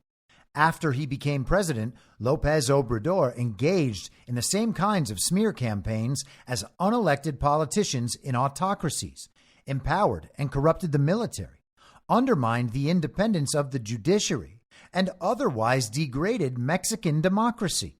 In office, he has promoted Russian narratives about the war in Ukraine, along with Chinese narratives about the repression of the Uyghurs. Mexico's relationship with the United States has become more difficult, and that surely was part of the point. And much to Anne Applebaum's chagrin, Donald Trump often talks about how AMLO is his friend. He says he's a socialist, but he's a good guy. And you have to love how readily these people like Anne Applebaum, are more than happy to tell you which countries and which leaders are operating in opposition to this global regime. Back to the article. None of these efforts would succeed without local actors who share the autocratic world's goals. Russia, China, and Venezuela did not invent anti-Americanism in Mexico. They did not invent Catalan separatism. To name another movement that both Russian and Venezuelan social media accounts supported, or the German far right, or France's Marine Le Pen. All they do is amplify existing people and movements, whether anti-LGBTQ, anti-Semitic, anti-Muslim, anti-immigrant, anti-Ukrainian, or above all, anti-democratic. Sometimes they provide a social media echo. Sometimes they employ reporters and spokespeople. Sometimes they use the media networks they built for this purpose. And sometimes they just rely on Americans to do it for them. And here's where she really comes after us. And this is the final section, by the way. She first had to establish that all of these adversarial, enemy, authoritarian regimes who reject democracy and hate Jews and gay people, this is how they operate in the information space. And now Americans are doing it with them. And what does that mean? Does that mean we care about free speech? No. It means we are unpatriotic and acting on behalf of our foreign adversaries. Here is a difficult truth. A part of the American political spectrum is not merely a passive recipient of the combined authoritarian narratives that come from Russia, China, and their ilk, but an active participant in creating and spreading them. Like the leaders of those countries, the American MAGA right also wants Americans to believe that their democracy is degenerate, their elections illegitimate, their civilization dying. And I'll let you be the judge of whether or not that's true. The MAGA movement's leaders also have an interest in pumping nihilism and cynicism into the brains of their fellow citizens and in convincing them that nothing they see is true. And to that, I have to say, well, you're welcome. And I say that a bit tongue-in-cheek because Anne Applebaum is intentionally misunderstanding what's happening here. It's not that nothing is true. It's just that there is no reliable source of information and there is no real-world evidence that can support the media's portrayal of how this world actually is. They have layered a false reality onto that which we can experience directly. And we have been convinced that we must accept all of that as true because primarily it involves situations that we are not directly connected to. We are coming to realize that the solution is not to just go with whatever they say is true, but to step back from all of it, figure out what they want us to believe, exercise extreme skepticism, even if that means embracing a world of vastly more unknowns than we thought we had to deal with before. Unfortunately, that's how the real world is. But back to the article. Their goals are so similar that it is hard to distinguish between the online American alt-right and its foreign amplifiers, who have multiplied since the days when this was solely a Russian project. Tucker Carlson has even promoted the fear of a color revolution in America, lifting the phrase directly from Russian propaganda. You see, color revolution, that's not a real phrase. It's not a real concept. It's not something that we could even discuss intelligently because it's just a fantasy. I mean, sure, you can observe the same playbook playing out in countries across the world with slight variations along slightly different timelines and recurring cyclically, but all of that is just a matter of coincidence. Thinking that it is part of some, democracy playbook, that's a conspiracy theory, even though Norm Eisen wrote the democracy playbook. Back to Applebaum. The Chinese have joined in too. Earlier this year, a group of Chinese accounts that had previously been posting pro-Chinese material in Mandarin began posting in English, using MAGA symbols and attacking President Joe Biden. They showed fake images of Biden in prison garb, made fun of his age, and called him a Satanist pedophile. One Chinese-linked account reposted an RT video repeating the lie that Biden had sent a neo-Nazi criminal to fight in Ukraine. Alex Jones's reposting of the lie on social media reached some 400,000 people. And can you believe it? They made a picture of Joe Biden in prison garb? How could they? Given that both Russian and Chinese actors now blend in so easily with the MAGA messaging operation, it is hardly surprising that the American government has difficulty responding to the newly interlinked autocratic propaganda network.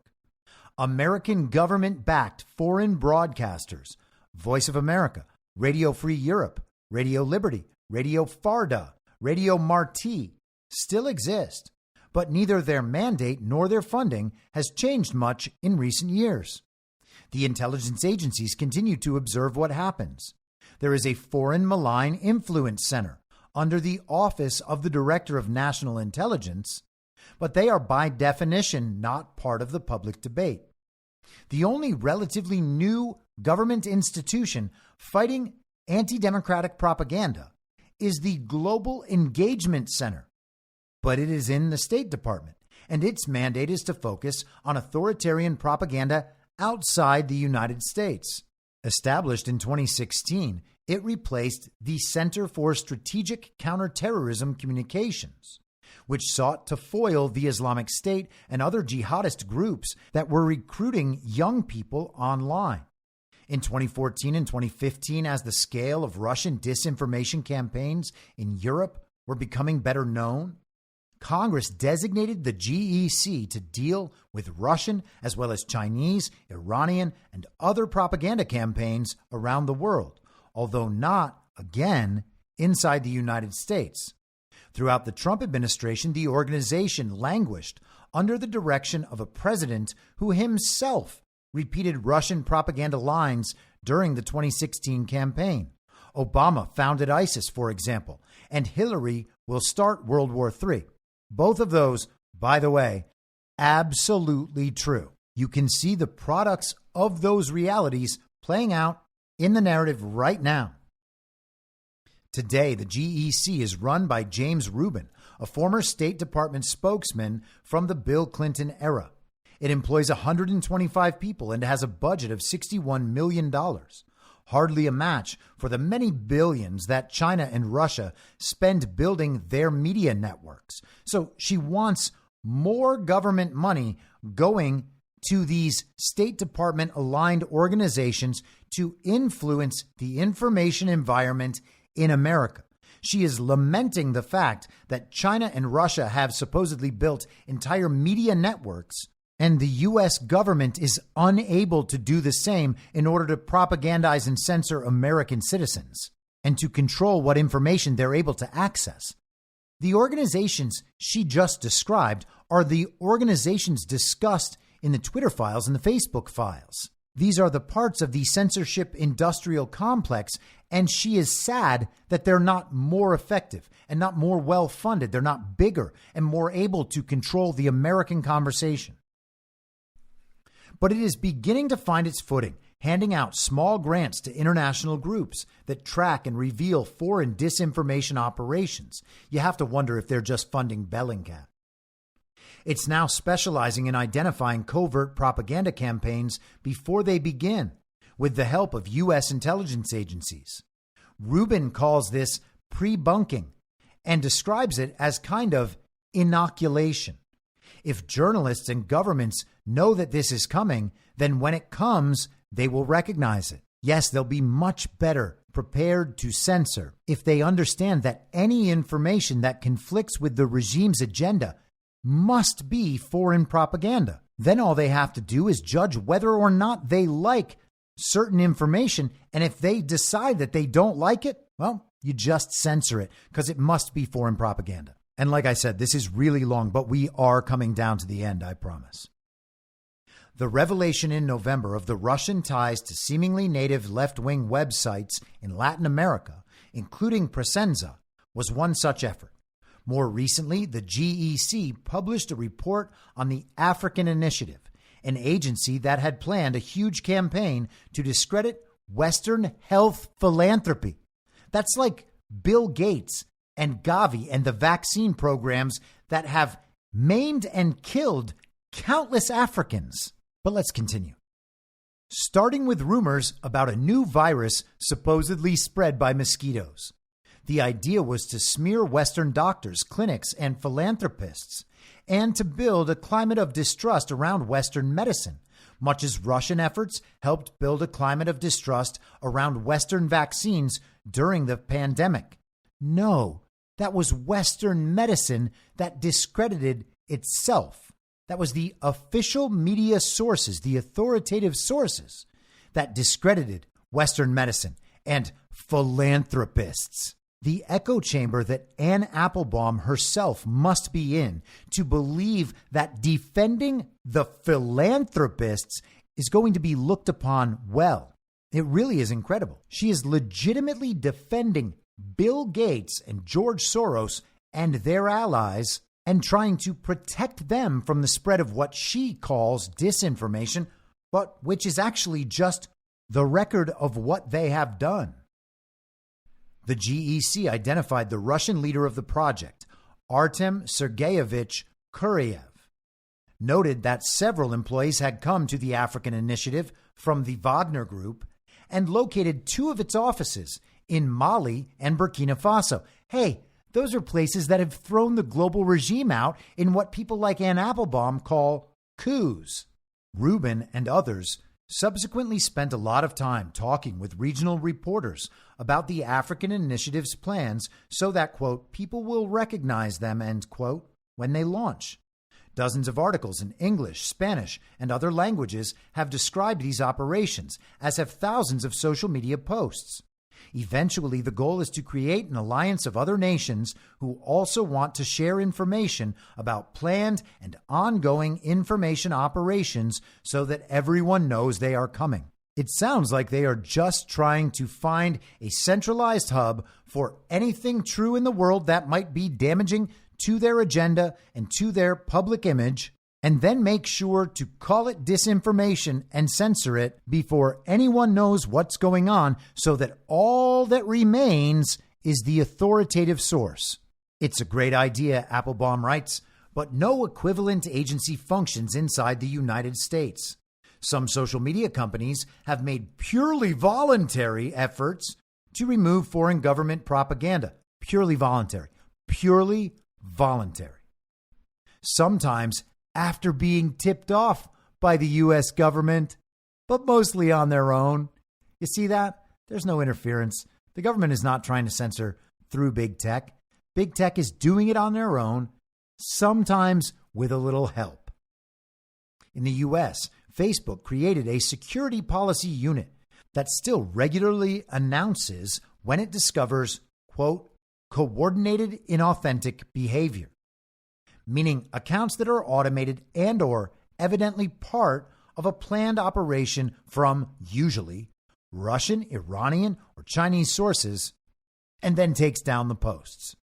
It is difficult for outsiders to monitor this activity because the company restricts access to its data and even controls the tools that can be used to examine the data. In March, Meta announced that by August, it would phase out CrowdTangle, a tool used to analyze Facebook data, and replace it with a tool that analysts fear will be harder to use. X, formerly Twitter, she really wrote that. They always do. I'm basically only adding that in myself when I am talking about X, formerly Twitter. X, formerly Twitter, also used to look for foreign propaganda activity, but under the ownership of Elon Musk, that voluntary effort has been badly weakened. The new blue check verification process allows users, including anonymous pro-Russian users, to pay to have their posts amplified. The old safety team no longer exists. The result? After the collapse of the Kakhovka Dam in Ukraine last summer, a major environmental and humanitarian disaster caused by Russian bombing over many weeks. For sure, that's what caused it. The false narrative that Ukraine had destroyed it appeared hundreds of thousands of times on X. After the ISIS terrorist attack on a concert hall in Moscow in March, David Sachs, the former PayPal entrepreneur and a close associate of Musk's, posted on X, formerly Twitter, with no evidence that, quote, if the Ukrainian government was behind the terrorist attack, as looks increasingly likely, the U.S. must renounce it, end quote. His completely unfounded post was viewed 2.5 million times. This spring, some Republican congressional leaders finally began speaking about the Russian propaganda that had infected their base and their colleagues. Most of that Russian propaganda is not coming from inside Russia. Well, that's a very good point, Anne Applebaum. It's also not propaganda, nor is it Russian. It is just the worldwide consensus on what the most likely explanation for the events we are told about probably is. And that's about the best we could possibly ever get to. Over the past several years, universities and think tanks have used their own data analytics to try to identify inauthentic networks on the largest websites. But they are now also meeting resistance from MAGA-affiliated Republican politicians. In 2020, teams at Stanford University and the University of Washington, together with the Digital Forensic Research Lab at the Atlantic Council and Graphica, a company that specializes in social media analytics, decided to join forces to monitor false election information. Again, this is 100% Twitter files, Facebook files, all that. Renee DiResta, one of the leaders of what became the Election Integrity Partnership, told me that an early concern was Russian and Chinese campaigns. DiResta assumed that these foreign interventions wouldn't matter much, but she thought it would be useful and academically interesting to understand their scope. Lo and behold, she said, the entity that becomes the most persistent in alleging that American elections are fraudulent, fake, rigged, and everything else turns out to be the President of the United States. And yes, he is the President of the United States.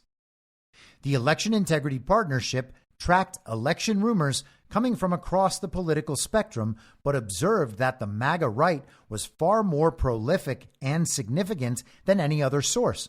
Well, yes, that is obviously true because we are the only people who have realized that the media is actually full of shit. And the idea that Joe Biden receiving 81 million real lawful American votes is impossible to believe because that simply could have never possibly happened. And it turns out that the rest of the country is now willing to admit that. It's not that they're just figuring it out. It's not that they're just realizing it's true. It's that they're just getting comfortable with admitting it. The Election Integrity Partnership was not organized or directed by the U.S. government. It occasionally reached out to platforms, but had no power to compel them to act, DiResta told me. And DiResta is conveniently leaving out the direct relationships from the philanthropist class to the corporations aligned with the World Economic Forum and global governance organizations, to the NGOs, to our government. The financing and the control don't have to flow directly. They flow through these midpoints. But all of these organizations are working in coordination toward their common goals. And let's pause for a second and look at DiResta and the organization she's involved with at Stanford, the Stanford Internet Observatory. It was founded in June 2019 with funding from the William and Flora Hewlett Foundation, which is one of the most prominent globalist philanthropy organizations that funds all of these efforts. This is from influencewatch.org, by the way. Renee DiResta is SIO's research manager. In remarks at an SIO-sponsored conference, she claimed that disinformation is not a truth in narrative problem, but a system regulation problem when discussing suppression of online speech. Prior to joining SIO, she had fellowships with the left-leaning Truman National Security Project, the Council on Foreign Relations, Vaccinate California, and then something called the Resolution Project, the Mozilla Foundation, and others. In the entry on Influence Watch, there is a section labeled Controversies. According to a 2023 staff report by the U.S. House of Representatives Select Committee on the Weaponization of the Federal Government, the U.S. Department of State and Department of Homeland Security outsourced its online social media censorship operations to the Stanford Internet Observatory as part of the Election Integrity Partnership to, quote, monitor and censor Americans' online speech in advance of the 2020 presidential election, end quote. SIO and the EIP coordinated with DHS's Cybersecurity and Infrastructure Security Agency, that's CISA, and the Department of State's Global Engagement Center to guide censorship decisions on platforms including Twitter and Facebook to protect what they considered election integrity. As part of this work, EIP researchers submitted posts they believed were violating their guidelines to social media sites including Twitter, Facebook, YouTube, TikTok, and Reddit, and recommended censorship including reducing posts, discoverability, account suspensions, and removal of posts. That is everything Anne Applebaum is pretending Renee DiResta and the Stanford Internet Observatory don't do. Again, this is a total inversion within the false reality. Everything Anne Applebaum is saying is the opposite of the truth. It's not just a little bit wrong. She's not making a few factual mistakes along the way. She is intentionally presenting a bizarro world view of reality. Renee DiResta, again, herself said at a conference in public, disinformation is not a truth and narrative problem, but a system regulation problem. Extensive work has been done on this. There is no disputing or refuting any of these claims about DiResta. You are just supposed to go along with the regime in understanding that censorship is necessary, because this is all about our foreign adversaries trying to destroy our democracy. They don't like censorship. They don't want to censor. In fact, what they're trying to do is protect us from becoming a country like Russia or China that censors its own people. And unfortunately, the only way to do that is by the U.S. censoring its own people. The only justification for any of this has to be it's okay when we do it. We're the adults in the room. We're here to protect you. It's not that we're trying to protect us and our control over this whole world, really. We're trying to protect you from believing things that will make it harder for us to protect ourselves. But let's get back to the article because we are closing in on the end.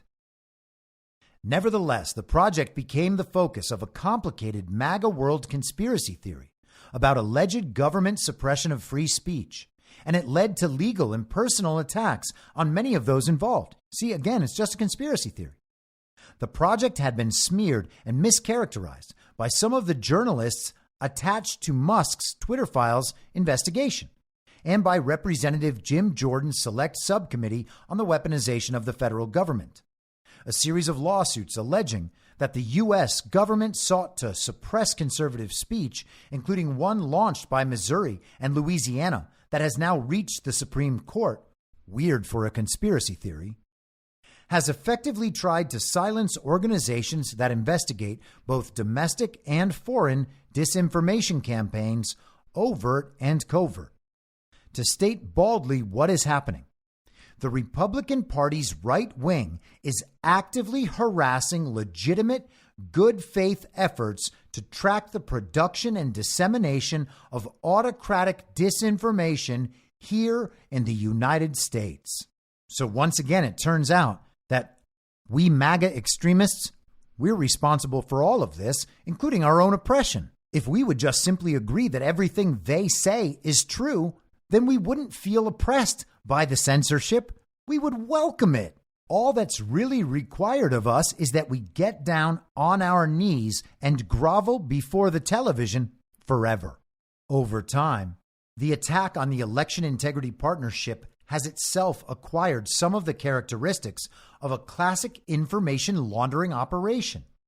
The most notorious example concerns a reference on page 183 of the project's final post-2020 election report to the 21,897,364 tweets gathered after the election in an effort to catalog the most viral false rumors. That simple statement of the size of the database has been twisted into another false and yet constantly repeated rumor. The spurious claim that the Department of Homeland Security somehow conspired with the Election Integrity Partnership to censor 22 million tweets. This never happened. And yet DiResta said that, quote, this nonsense about the 22 million tweets pops up constantly as evidence of the sheer volume of our duplicity. It has even appeared in the congressional record. Now, that claim itself can be left alone by us. It doesn't matter. We don't need that claim to make the point. And I would agree that the quote unquote journalism done by Matt Taibbi and Michael Schellenberger and Barry Weiss and Alex Berenson and the rest of the Twitter Files people is not very good. It is clearly based on prepackaged intelligence products. It's a near certainty that this is a limited hangout operation. We are not getting the full information. And what we are getting is passing through multiple levels of multiple information operations. But we don't need the Twitter Files to know any of this because we have experienced censorship. Most of us have been censored. All of us, on some level, experience the problems of the intellectual kids table phenomenon, where we are only getting information that has already passed through levels of censorship, which means that necessarily we are not getting the whole picture. But the 22 million tweets claim is not necessary whatsoever. And we don't need that to understand what Renee DiResta and the rest of the censorship industrial complex is doing and what it means to produce. The same tactics have been used against the Global Engagement Center. In 2021, the GEC gave a grant to another organization, the Global Disinformation Index, which helped develop a technical tool to track online campaigns in East Asia and Europe. For a completely unrelated, separately funded project, the Global Disinformation Index also conducted a study aimed at advertisers that identified websites at risk for publishing false stories. Two conservative organizations, finding their names on that latter list, sued the GEC, although it had nothing to do with creating the list. Musk posted, again without any evidence, quote, "The worst offender in U.S. government censorship and media manipulation is an obscure agency called GEC," end quote. And that organization also became caught up in the endless whirlwind of conspiracy and congressional investigations. And of course, Anne Applebaum is again not discussing what was actually claimed, and that is that these organizations determine various sites are producing quote unquote disinformation, misinformation, and malinformation. And then they contact advertisers and say, you know, you really shouldn't be spending any money with these outlets. So we have a centralized and centralizing organization determining by whatever standard they choose that websites are producing disinformation, and then they try to enact a cancel culture style silencing by making it impossible for those websites to keep moving forward financially until and unless they conform with what the regime demands. Applebaum writes, "As it happens, I was caught up in it too, because I was listed online as an advisor to the Global Disinformation Index. even though I had not spoken with anyone at the organization for several years and was not aware that it even had a website. A predictable and wearisome pattern followed. False accusations. No, I was not advising anyone to censor anyone. And the obligatory death threats. Of course, my experience was mild compared with the experience of DiResta, who has been accused of being, as she put it, the head of a censorship industrial complex that does not exist. These stories are symptomatic of a larger problem, because the American extreme right, and more rarely, the extreme left, benefit from the spread of anti-democratic narratives. They have an interest in silencing or hobbling any group that wants to stop or even identify foreign campaigns. Senator Mark Warner, the chair of the Senate Intelligence Committee, told me that, quote, "We are actually less prepared today than we were 4 years ago," end quote, for foreign attempts to influence the 2024 election. This is not only because authoritarian propaganda campaigns have become more sophisticated as they begin to use AI, or because, quote, "you obviously have a political environment where there's a lot of Americans who are more distrustful of all institutions," end quote. It's also because the lawsuits, threats, and smear tactics have chilled government, academic, and tech company responses. The paragraph just before this ended with Renee DiResta saying that the censorship industrial complex does not exist, and then Anne Applebaum tells us that the Democrat communist who has sat on the Senate Intelligence Committee for years says the government is less prepared to deal with election disinformation, and one of the reasons she lists for that is that the government, the tech companies, and the academic organizations have become less able to operate in that space because of lawsuits, threats, and smear tactics. Not to mention the fact that everybody knows what they're doing now and doesn't want them to keep doing it. So the censorship industrial complex that never existed isn't as effective now. That is what Anne Applebaum just wrote within the span of 200 words. So either she is a blatant and malicious liar, or she has no idea what she's even saying. And we have finally reached the end. One could call this a secret authoritarian plot to preserve the ability to spread anti-democratic conspiracy theories, except that it's not a secret. It's all visible right on the surface. Russia, China, and sometimes other state actors, Venezuela, Iran, Hungary, work with Americans to discredit democracy, to undermine the credibility of democratic leaders, to mock the rule of law. They do so with the goal of electing Trump, whose second presidency would damage the image of democracy around the world, as well as the stability of democracy in America even further. So that is the Atlantic's cover story for June 2024.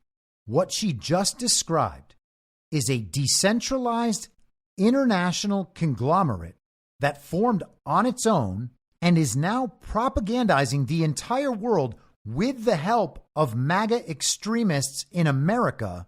And all of this is being done to elect Donald Trump for the purpose of tearing down their democracy worldwide. That is an insane conspiracy theory. And it's funny because she talks about how it's all right up in your face. It's right out in the open.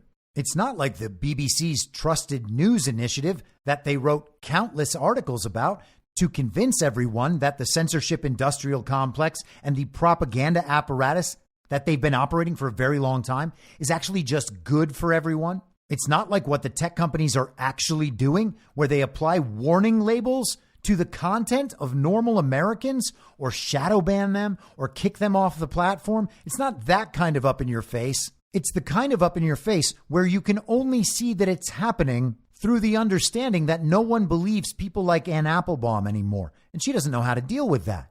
Listen to the panic. The state actors work with Americans to discredit democracy, to undermine the credibility of democratic leaders, and to mock the rule of law. They do so with the goal of electing Trump, whose second presidency would damage the image of democracy around the world, as well as the stability of democracy in America even further. This entire piece can be boiled down to, if they find out what we've done, we will be destroyed. And Anne Applebaum is exactly right about that. And hey, Anne Applebaum, you're welcome. Tomorrow we have the interactive live stream for paid subscribers. I will be sending that notice out as a Substack post. I know that some people are having a difficult time with Rumble's mobile app because I put out a direct link. There's no other way for me to do that, unfortunately. So if you have to watch via your web browser rather than your Rumble app, there's truly nothing I can do about that.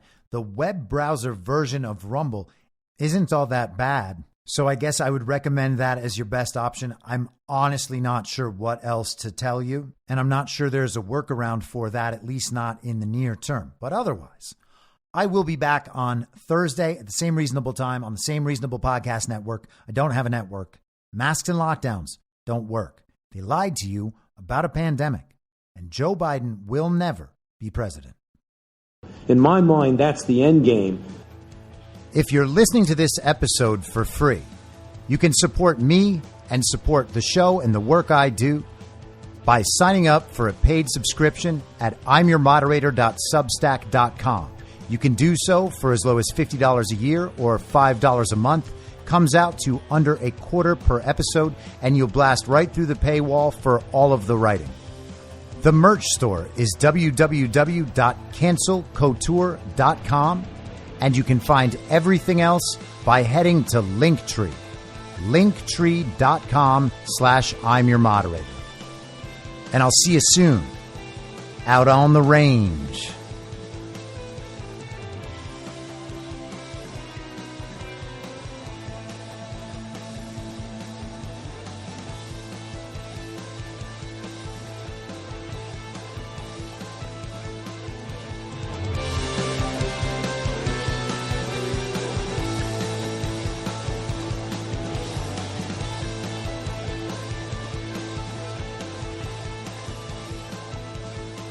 It's